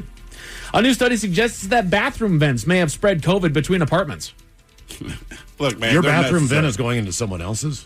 That's Right. terrifying to think Well, in about. an apartment building. Yeah, but I don't want my stink to go next door. Yeah. Yeah, I in can't theory, help it should like. In theory. But should have now its own- we know. Like if my neighbor does his laundry, like it doesn't come down, like it goes out the exhaust. I wonder if you're stinking out his place. You don't even know it. Oh, You're in there taking a dump, and he's just like, God damn it, he's in the bathroom again. I can tell. I know it. I can smell the COVID. you know what? I use a little incense match even for myself in my bathroom. There have been days where Yeah. I'm like, I need a match. This is not okay. That usually happens when I have to go back to the bathroom for whatever reason. I'll get up and leave, then all of a sudden it's like I gotta go grab something from in there. I'll walk by like, oh, It tells you the power of sulfur. As Crack far as the how window. potent it is. It is super potent. Correct the That's window. why it used to be called brimstone. I feel like that really carried over. And I feel like now, one of the things I have to yell down the hall having children is like, guys, you know there's an exhaust fan in the bathroom, right? no kidding. Good God. Can we get those in doggone hotel rooms now? I don't There believe was a so. reason why they said they wouldn't do it. And Is that power or something like that? I think one of it was cost. And Yeah. then the other thing is just because you're at a hotel, people get very lazy with their habits. So Yes. they don't want you leaving it on all the time, all that kind of thing. Yeah. So you just got to deal with the Because stuff. the old ones, they're in there. Old ones, yeah, absolutely. Yeah. Sleeping too little or too much were both linked to faster aging, with the sweet spot being right at 7 hours. So it was 8 our entire life. Now, check that. Right, they were like 6.4 to 7.6, I think, something like that. Can you average it out? I think Like so. in the course of the week, right? I look at like right. The CPAP gives you a little score. Okay. It's like yesterday I got a little over 8 hours. Last night I got just about 6. So I'm averaging 7. There you Right go. there. Good Right track. there. Yeah. I just like one day a week to just try to sleep in. Never happens. No. But I try. And then, I mean, I'm sleeping in tomorrow. I wake up at 5:36. Well, the easiest time to sleep in is when you have something to do. That is very Correct. true. You know what, Miles? Put something on the calendar, and then I will cancel it in the morning. All right. That's how that's going to go. A post is going viral of a bunch of teen slang words from a newspaper clipping from the Northwest News back in 1954. Oh. So let's have some fun. The Men's Top 10. The Men's Top 10. So I went and found all these trendy teen slang words from 1954. I will give you guys the word. You tell me what you believe that it means. Are any of these still in use? Yes. Okay. Well, you're a nerd if you're going to use these. Okay. All right. This is all I'm going to say there. A cool Jonah. Has anybody ever heard of a cool Jonah? No, I guess just a cool person. A cool person. Okay, Miles. And But cool was used then. Cool was used then, back in 1954. A cool Jonah. That's a well-dressed kid is what that is. Okay. Oh, it's cool Jonah, That kid man. right there's a cool Jonah. All right. Look at him over there, that cool Jonah. Snappy. Anybody know what George was back in the day? George. Like the name George. It was an object. It was something that you did want to obtain. Everybody. A cigarette. Money. Not a cigarette. Money. Oh, George Washington. George Washington. Oh, there you go. Because now it's all about the Benjamins. And a dollar was a We've big deal definitely expanded. We need the George. You can have the George. I'm looking for the Benjamin. Yeah, right. The George ain't going near as far as Take it a used to. grant. That's right. Spooning your scarf. Anybody know what spooning your scarf meant? Can you use it in a sentence, please? We're all sitting around the table there spooning our scarf. Wow. Man, I have no idea. It's literally just eating your food. Oh. Spooning your scarf. Spooning your So scarf. I guess you is scarf food. stuff down. Right. You're scarfing your food, which I also don't know why that's a thing. No. The spooning your scarf kind of feels like slang that's gotten thrown into more slang. Yeah. You know what I Spooning mean? Your scarf. Was that the guy from... No, he was Snarf. Thundercats. Snarf, yeah. Snarf. Snarf. Snarf. Whiny ass Ugh, had a long night. I might snarf. Oh, no. Hey, baby, want to snarf? Okay, so scarfing is actually slang derived from the 19th century British term scoff, which means to eat voraciously, which evolved into scarf because it sounds like scoff. Because that's what we do, yeah. Still doesn't explain why the That's hell a is classy way of calling somebody a little pig. there. Oh, he's just scoffing. Oh, you're eating very voraciously. You said a foo-fad. Does anybody know what I'm saying? Ted, you just said a foo-fad. Funny thing. Foo-fad. A lie? I think somebody on the show might have said a foo-fad today. A cuss word. Said a bad word. Okay. A foo-fad. I didn't say a bad word. I said a No, not bad you. combination of words, yeah. Yeah, I know. Oh, earlier. I was like, did he say that? And I saw your finger go to dump. I'm like, yes, he did. Yes, he did. Yep. I didn't even notice it at the time. Yep, my bad. So how would you use it in a sentence? Would I say, like, Mike, he just said a foo-fad. We need to dump that? Well, Or- it's trendy teen slang, so I would probably go to the teacher like, Steve just said a foo-fad. I would beat you up after school. Yes, you would. Tattletaling. I dig you. Anybody You're into him. Yeah. Or into her. No. Because that's what I would think it'd be, too. More accurately, much like Mixmaster Mike is saying something, we say, I dig you, man. I get it. I understand. Oh, okay. I see what you're saying. I feel you. Mm-hmm. I'm All right. smelling what you're stepping in. Y'all dig that? Yeah. I knew that you could. Yo, dig. Trendy slang terms from 1954. I've been had. You've been got swindled. fooled. Yeah. Great calamity has struck is what it says. Been had. Wow, great calamity. I guess we softened what it means. Great calamity. Right, because I've been had. Generally mean, like, you know, I don't know. Ted lies to me about something. I fooled. believe it. Right. And I go, I've been had. Not Right. Ted Yeah, like- beat me with a sledgehammer and stole my wife. I told you to meet me on the 9th green at 9 p.m. Right? We all know nobody's going to be there, so he's been had. Yeah. Been had. You find yourself walking down the street. Young lady walks by and say, look at that double bubble right there. Big butt. Big butt. Boobs and butt. Made me look twice. Made you look twice? Hazard a guess? Double bubble. I Double mean, I'm bubble. back to Steve. She's a double bubble. Oh, nice. She's hot. She's just a cute girl, yeah. Oh, okay. Y'all wanted to make Well, it fat that's- things. Got a double No, bubble. I'm thinking you got big boobs and a big You butt. do. So you say the double bubble. Right, double bubble, sure. Yeah, got the double bubble. Got a couple bubble yums on it. Don't ruin gum. Sorry. She got the zebra stripe. The fruit stripe, right? My bad. Got shot. Drunk. I don't know why. Even the explanation causes more questions for me. Again, this is derived from a newspaper hope he's in a from bar. 1954. Got shot. These are teenage slang. The teacher ruined me. Is what their explanation is. It kind of makes sense, I guess. If your teacher embarrassed you in class about something, right? Okay. Why are you upset? Oh, man, I got shot. Old man, whatever. Definitely changed meaning now. I got shot. Now it means, no, literally, someone has shot me. Oh, does anybody know what a heckle-thon was back in 1954? Oh, Trendy yeah, that's teen got to slang. be like you're going to see it's a comedy show or something. Comedy show? It's old, what'd you call it? A yucklethon. A heckle-thon. Heckle, yeah. Yucklethon.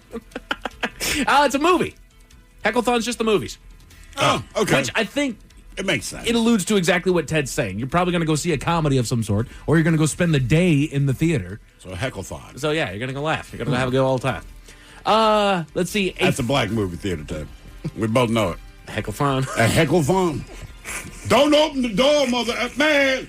Damn, I told you not to do that. I've only seen one scary movie in that type of environment, and it was a lot of fun. Yeah, it is fun because everyone is saying, you know what they're going to do. Right. Don't open the door. He's under the bed. Like, they can't hear you. If you were afraid it's almost like your kids could be just loud and obnoxious in a movie theater. Oh, yeah. They do the same thing when they're sitting beside you in the movie theater. Right. They just whispered, Is he going to die? What's going to happen? I don't know. I know. We're here together. You ever seen the movie Deep Blue Sea? No. Did you see that in Black Theater? Yes. Brother. No way. That had to be the most fun. You know the scene I'm I know the talking scene. about? Samuel L. Jackson. Samuel L. Literally people were jumping out of their seats. Whoa! It was unbelievable. Pandemonium. Yeah, me and Sarah, and then we were the only white people in there. And even I was like, oh. No. Did he have like another project or something he was working on? Yeah, and he basically was had to like, I leave. want out of this film. Right. So a shark just ate his. See, the one I watched, it was like Annabelle Origins or something like that. Yeah, I know. I did this intentionally. This was going to be fun. Okay. So it's a bunch of orphan kids, and they go there, and they're going to be fostered up in this house. It's got a whole bunch of rooms, and there's like, go pick your rooms, girls, and they go and they run out. The only room that's left, of course, is lined. Every square inch is a faceless doll of some kind on these walls, and all I hear is F that. I was like, oh, we're gonna have fun. It's gonna be a good time. I'm not gonna say that one, especially not after this conversation. A deadhead, Stupid person. pothead, they're a sad sack. Oh, just a down and out person? Yeah, there's a deadhead. Damn. It's a deadhead over there. What is like the 50s accent? Because it's not like, yeah, Shay. It's not quite that, But I it's feel not like it's- cool, like 60s. Nah, 60s, man. They figured it out. A bad dad from Baghdad. A That bad man over there is a bad dad from Baghdad. I don't know, man. It was the 50s. That's a guy who thinks he's tough. All right. Oh, bad dad from Baghdad. Okay. There's another one, Ted, that I'm refusing to say right now. I will show you at the break. Hold on, I got Because it's totally fine. There is nothing wrong with, Does it sound like with something? what this word means, but I am not going to say this word. Oh, Why not? I am not going there. Okay. I'm black, and I confirm that message. That's not even what that means. No, it is not. But do not say that. But he's cool. He's cool, Steve. I feel like that's you explaining it to like my mother when I'm a kid. No, I mean he's cool. No, this he's is cool. him. He's cool. How about a square? Everybody knows what a square is. Hey, dork, a nerd. It's whatever. a person that you don't like is actually what they call it, but I think it kind of evolved to become just the nerd. Yeah. They got Daddy-O and Mommy-O. I've never heard Mommy-O, Never heard Mommy-O. but it's Daddy-O for sure. It's the same thing. An okay daddy and okay mama. Okay, Daddy-O. A flip lip. Flip lip. Somebody talking out of line. That's right. That is a wisecracking person right there. Chester Maxon. Yeah. Smooth Sam. You're Just a cool real, dude. You're a real Cool. smooth Sam there, Steve. Who's saying with the ladies? Let's see. Does anybody know what to spike means? To spike. You're again. This is teenage slang. So there was a lot of stuff going on in the school, man. Hey man, can I spike your project right there? Can I? So not like a Bill Cosby. Can I see your paper there? I need to spike it. Copy. Copy your homework. Okay. To copy the homework. And then I'll leave you with this last and final bit of teen slang from 1954. A hot, let's flee to the flicks. Go to the Go to the movies? movies. Going to the movies. Yeah. Flee to the Flee to the flicks. I wonder why that didn't stick around. Well, it's hot outside today. Let's flee to the flicks. Flee to the flicks. How can a driver in Kansas survive when they're driving the wrong way on the road at 15 times the legal alcohol limit? How do they survive that? I'll tell you all about it at 5:50. Biggest headlines are coming up at 5:50. In the meantime, have we made it to drinking time? Somebody out there deserves to be recognized. And the men's room knows just who it is. So to you, we say, bottoms up, sailor. You're the toast of our shot of the day. Drink time it is, and as usual, we head to the drink desk and Steve at Thrill Hill to find out who we're toasting. Yes, indeed. Originally, I had a different shot lined up, but in light of what happened today, at least for us here on the show, we got to give a toast to Mix Master Mike, Hiro Yamamoto, Ed Maloney, and of course, the late Kathy Faulkner, who somehow lucks her way into all this. Well, she knows everybody. I know. It's just great. Like, we knew they were coming in, and they were like, Kathy, what are you doing there, man? It's like, basically, in a nutshell, I am me. I am important. I am always here with these kinds of things. I don't know what she did, but, man, she is pretty much friends with everyone. But all that said, for us, that was very, very cool. Like I said, as a longtime Soundgarden fan, it was cool to actually meet and chat with Hiro Yamamoto. He was the first bass player I heard in the band. And might be the nicest guy. Oh, yeah. Right? I mean, he is just a generally nice guy. Probably one of the best speeches ever at the Rock and Roll Hall of Fame. Yeah. Without question, from an inductee. Without a doubt. Mixmaster Mike is as cool as he seemed. Actually, he's actually cooler. I can't even explain it. He's just a guy who I believe was born cool, has stayed cool, and can't help but be. He's contaminated with coolness. That's just the vibe. Super cool. That he gives off. Then Ed Maloney, look, if you know who he is, man, he's had his fingers on some different things here in Seattle, and all of them have been cool. So the fact that he's doing this thing with Mopop, and really the exhibition they're doing there, that sounds tremendous. I'm not the kind of guy that likes to go to museums and all that. That is something I plan to go to. Yeah.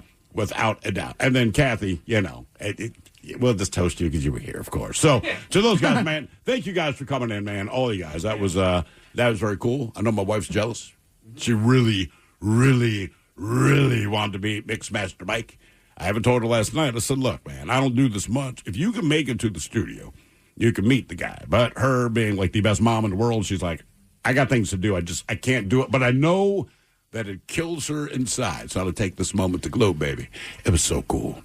God, you should have been there. You really missed out. Oh. But anyway, man, thank you guys for coming in. So we pour this booze and we drink this booze because we think it's yummy. Yummy. So over the tongue and down the throat to party in our tummies. Down the hola bijola. All right, let's get a contestant on the line now for Profile This, 206-803-ROCK. Profile This is next. The Men's Room presents Profile This. And Stephen, throw a hell, could you please, everyone, on Profile This is played. A sure can, Miles. It's a simple game where we share with you a real-life news story, something that happened right here on planet Earth, Earth, Earth, Earth, Earth, Earth. And as you listen to the story, based on the stereotypes you believe to be true of people and the decisions that people make, we'll ask you what it is you think makes the story a story. Hello, Dave. Welcome to the Men's Room.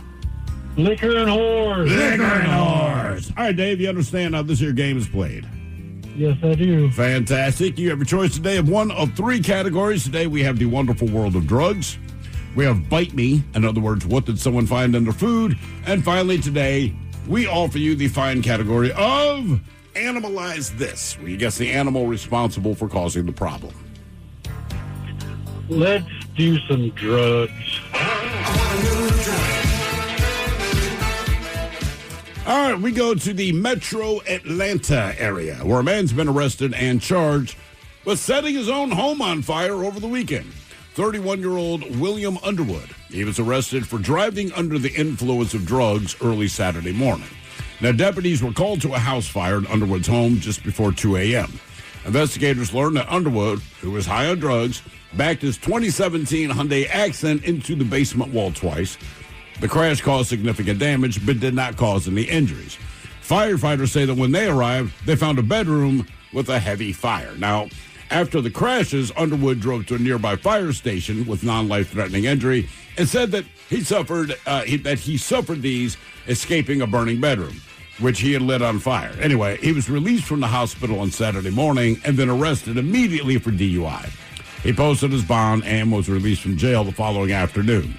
Now, the Hull County Fire's Marshal Office determined that Underwood was responsible for the fire and charged him with arson as well as a DUI the following day.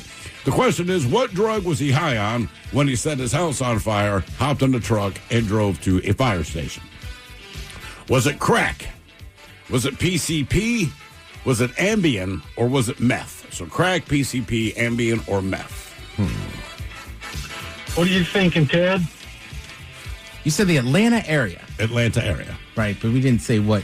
It doesn't say suburb. specifically where. Yeah, just Metro Atlanta. I don't know if, Hull County means anything to you. Right, so he accidentally lights his house on fire. Oh, he purposely did. They believe he purposely lit his house on fire. Then slammed his truck into the side of the house. Then drove to the fire station to tell them that he needed medical attention for the burns that he suffered escaping the bedroom that he had lit on fire. Man, that just feels like a crackhead move. Gonna go crack? Yeah. How about you, Miles? I'm gonna go Ambien, Dave. I was thinking Ambien, too, just because it's not listed very often. What were the 4 options again? Crack, PCP, Ambien, and meth. Well, wasn't really violent, so I'm going to rule out PCP. I'll go meth. You'll go meth. Okay. What was this guy on when he burned down his house? Crack, PCP, Ambien, or meth? We'll find out next. Was a tease. You are listening to The Men's Room. Category is drugs on profile. This will go to Atlanta, where a man set his own home on fire after crashing into his garage door a couple times. He drove himself to the fire department to get aid because he had burned himself. He was high on drugs. Question is, was he on crack, PCP, Ambien, or meth? And Dave, that is a question that we posed to you. Let us start with the Ted Smith. You're not wrong. Oh. It does sound like a crackhead thing to do. However, in this case, it was not crack that made him do what he done did. And it sounded like an old car. Miles, you went Ambien. I threw that in there. There's people that take Ambien do weird things. However, it was not Ambien. Dave, that leaves you. You said it wasn't violent because you're going back and forth between PCP and meth. You said, I'm going to go ahead and go meth. And you are correct, Very sir. good. Yeah. Brag to your friends that you know your drugs. Yeah, just meth. Now, for all TV news all the time, it is time for TV Time with T. And now, because your pathetic life is confined to countless hours in front of a talking box, the Men's Room presents TV Time with Ted. All right, your choices today got the Jimmy, Fallon and Kimmel, Colbert, Steven, Seth Meyers, or Ted Smith. Is it Ted or is it late night? It is right there. The title. These guys have teams of talents and writers help them come up with their monologues each and every night. It is up to you to determine, is this an actual late night joke and from whom, or could it be a The Ted Smith original? President Trump touched down in China for a historic meeting with the Chinese government. And while China's president didn't meet Trump on the tarmac when Air Force One landed, Trump was more upset that he wasn't greeted by the great General So. I hope that's you, Colbert. Smith! Yes. Thought I'd fool you both on that one. Where's my chicken at?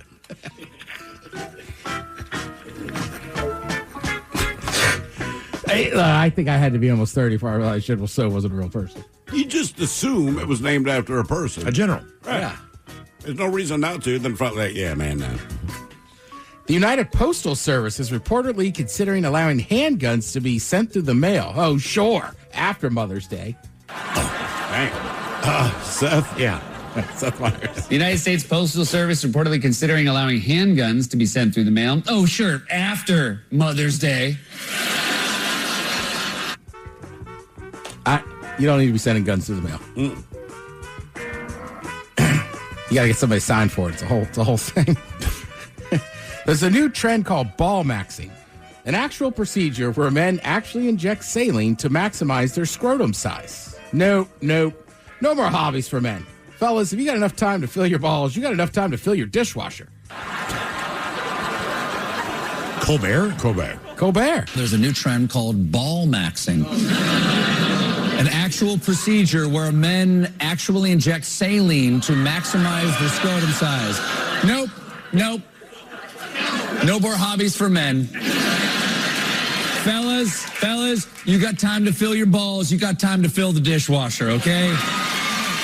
That's my next slang term that I just wanted to die in a fire. With the maxing? Maxing. I like maxing. to use it in jest, right? Because I think it's funny that ironically, clavicular guy has the looks maxing, but it will die out very soon. I hope. Yeah. I'm ready for it to go.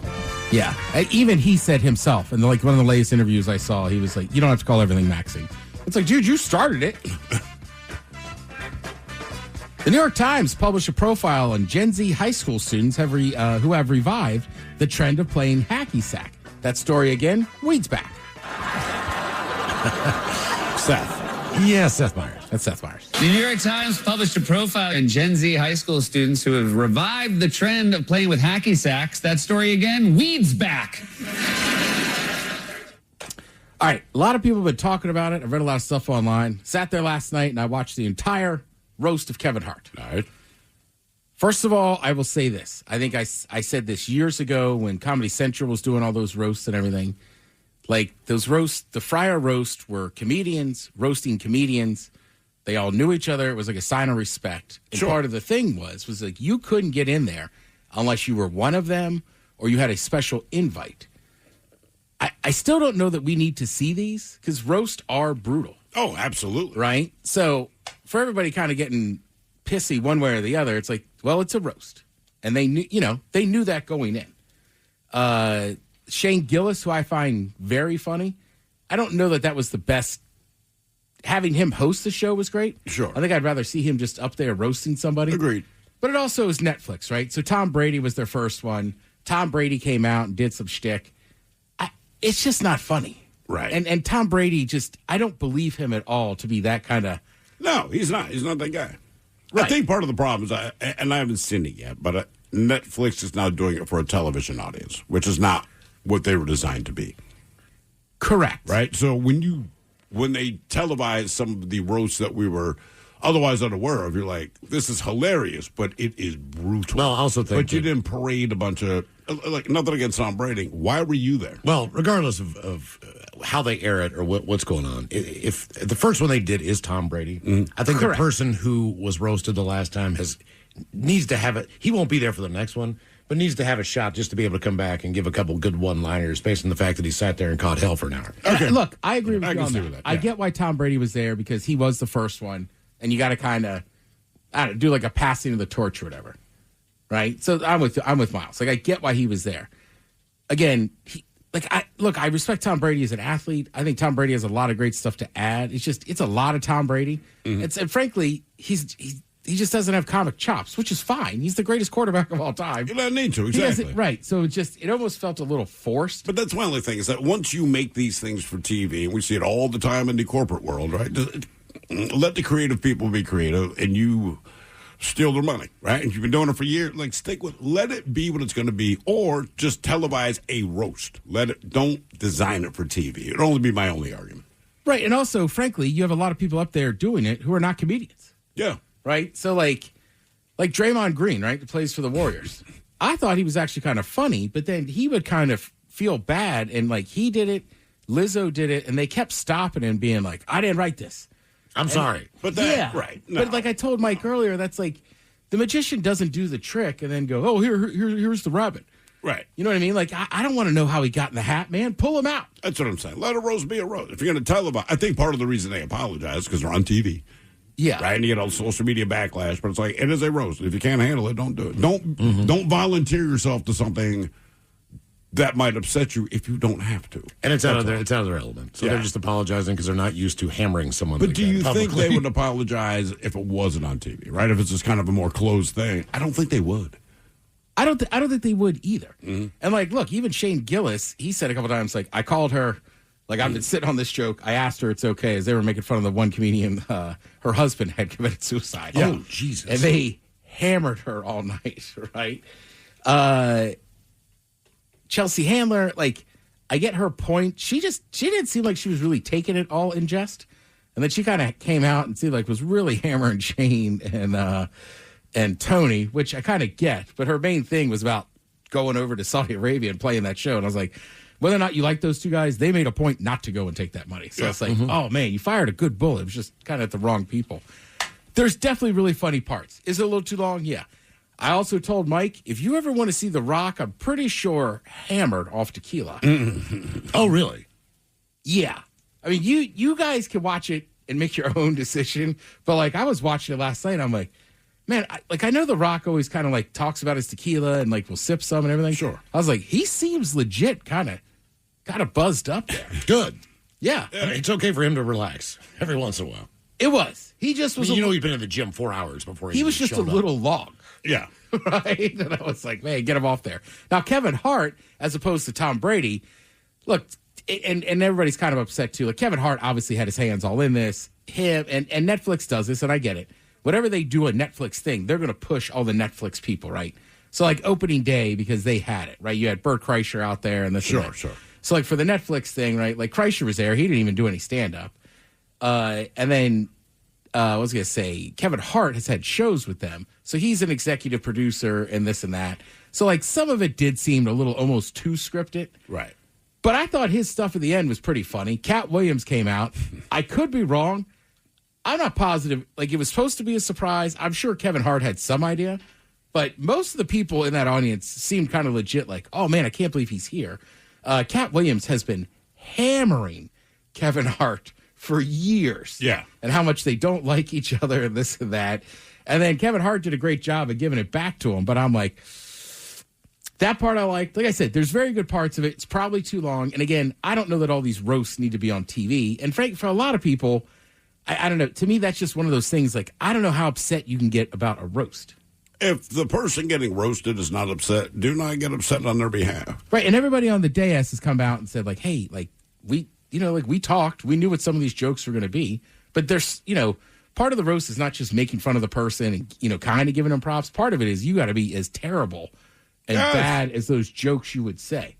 So, that was Jeffrey Ross. Jeff Ross, by the way. I don't know how he does it. I never put him on a high list of comedians I love. Yeah. He was awesome.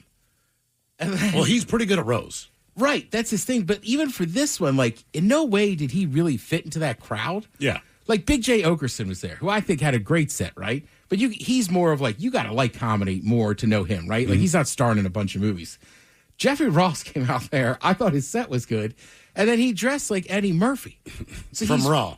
He's wearing that red, leather suit. Weird, yeah. And then you kind of forget, like, he's got to sit there, right? And the whole joke was good. He was like, your hero would never be here. So that's why I'm dressed like him. Oh, wow.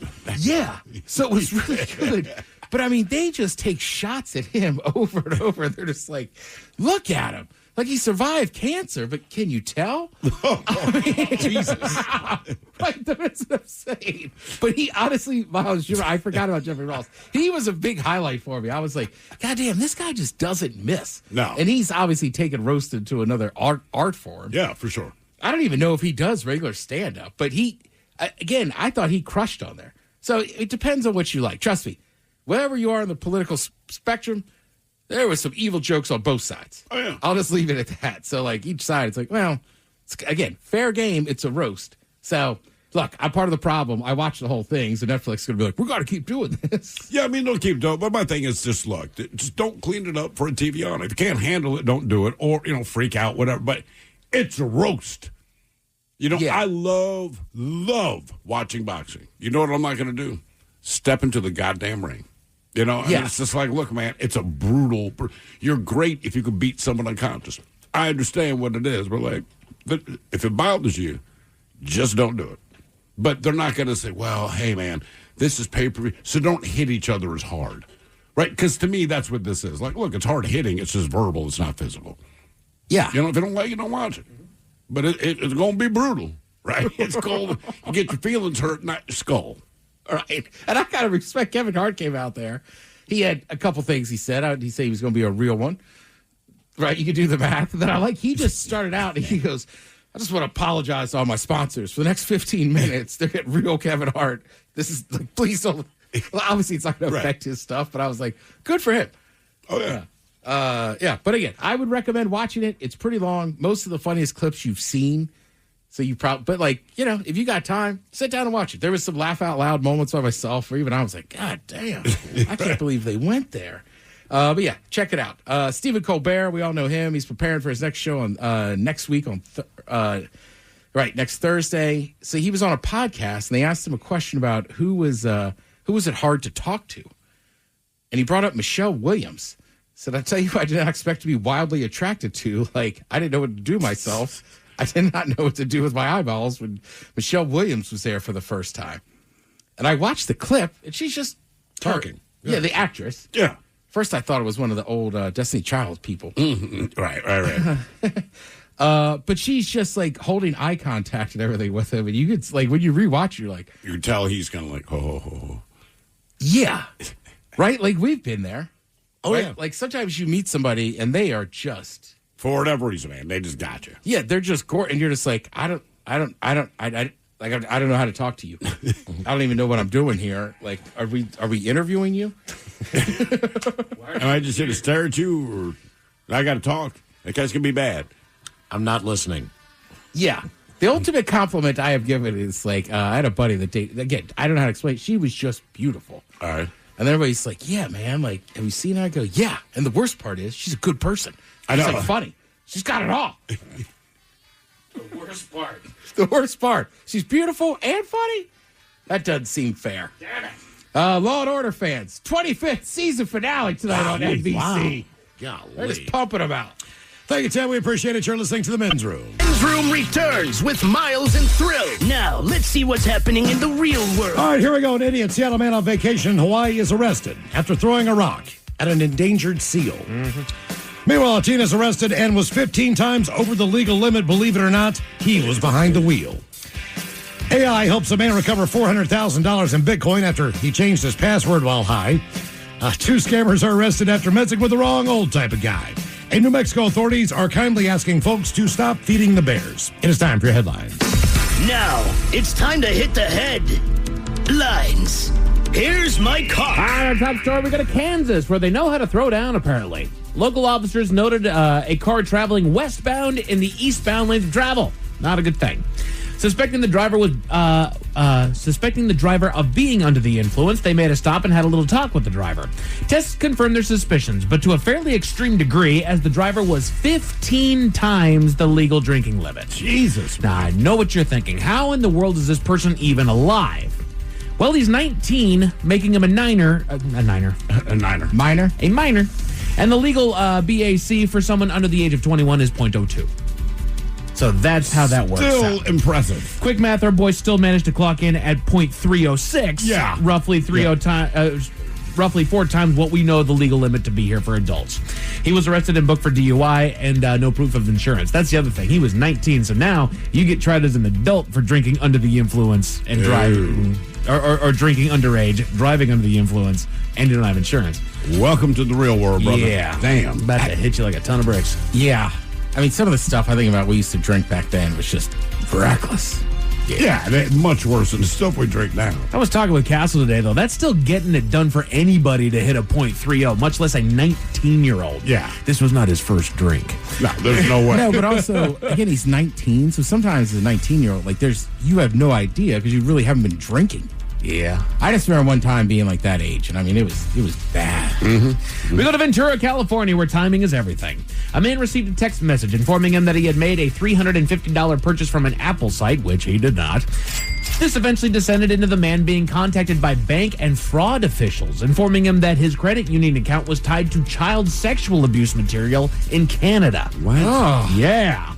This whole situation is concerning as the man, he's clearly been falsely accused of all these charges. He didn't do any of this. It's coming out of left field here, but the officials ordered him to hand over $25,000 as evidence in the case, complete with a code phrase for an undercover officer to make this transfer happen. Come on. Don't get ahead of me. He complied. But after the handoff, he quickly grew suspicious, and he called authorities by their posted number, and they informed him that, yes, you're right, he had indeed been scammed. Damn, man. That's brutal. Lo and behold, while he was being interviewed by detectives, his scammers called back, informing him that they needed another $50,000 for him to avoid further charges.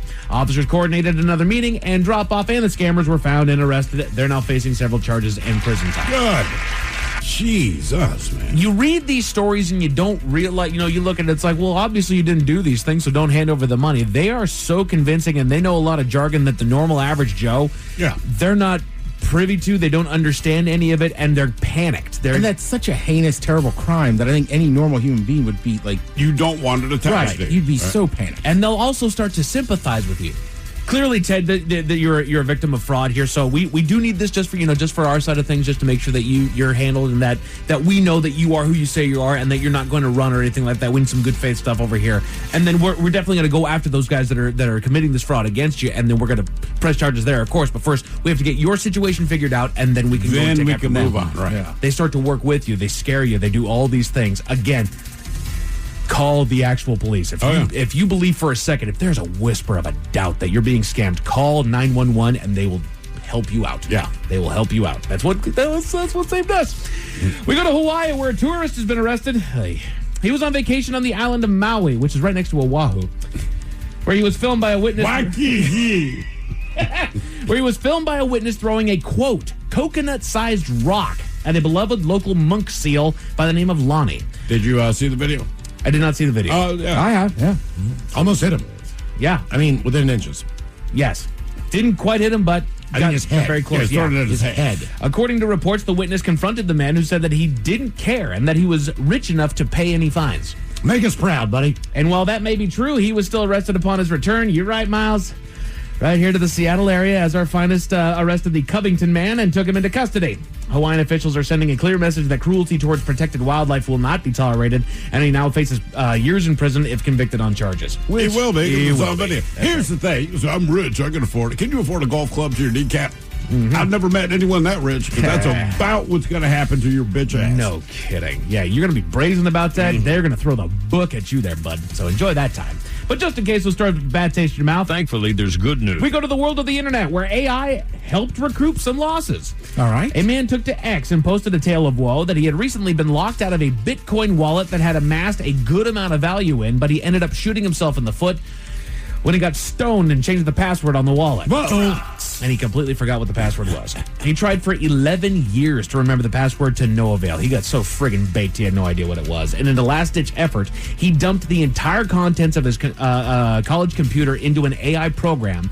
It found an old wallet file on there that it was able to decrypt and get him into his wallet, containing roughly $400,000 worth of Bitcoin. Side note, if it can decrypt it, I will stop there. Okay, let me get your info. Tell me you got Bitcoin. Let me get your info. Decrypt away. That is also kind of where I went with it. It's like, it is a good story, but it's not a good very news good for story. him. But Yeah. it tells you a lot. The password was LOL 420 F the police, by the way. Are you being serious? Yes. No, it wasn't. Yes, it was. Oh, my God. It totally was. You didn't click on the thread, did you, Miles? No. Yeah. No. It was LOL 420 F the police. That worked out. Jesus. Dummy. Oh, that's fun. It seems like something somebody could guess. Yeah. Especially Well, if and it did it high. there was a smiley face that was in there with an exclamation point and a little asterisk. This thing was a mess. It was a great one, though. World of sports. There's there's NHL hockey over on TNT and True TV. Baseball on MLB Network. The Mariners had their last of their 4-game stint against the Astros, and they finished in spectacular fashion with an 8-3 win this afternoon, securing 3 out of those 4 games. Well done, boys. Don't you wish you could play them every game? Yeah, no kidding. Let's just keep this going. They'll make a quick return back home to take on the Padres throughout the weekend starting tomorrow, so be here for that. As far as your weather, the faucet is back on, folks. Experts are predicting overcast skies with a low of 48 tonight, bringing in a rainy day of showers tomorrow with a high of 53 to bring us into a stormy weekend. And that is it for your headlines. With that, Mike Huck is out. Quick programming notes. Tonight, the first ever Kid and Rain show with Aaron Jones and Sean Kemp. That is going down at Victory Hall, which is down by the stadiums. It's absolutely free. Show starts at 7:30. Who's hosting that? I'm the MC for the night, I guess. Boom. There you go. Boom. So come down and boo me. Special guest, first show ever is Chris Novoselic from Nirvana. All right. Yeah, I like so it. that's pretty cool tonight. Absolutely free. Starts at 7:30. A big thanks to Hiro Yakamoto, Ed Maloney from Mopop, also Mixmaster Mike for joining us today. And the late Kathy Fall. Yes, indeed. All right, bitches, we're out of here. We're back tomorrow. So until then, please do what you do best. And for Aletha's sake, stay beautiful. The Men's Room has been taped before a live studio audience. Wardrobe and makeup provided by Mantastic Limited. This has been a presentation of the Men's Room Radio Network. Oh, man! A Double Flush production.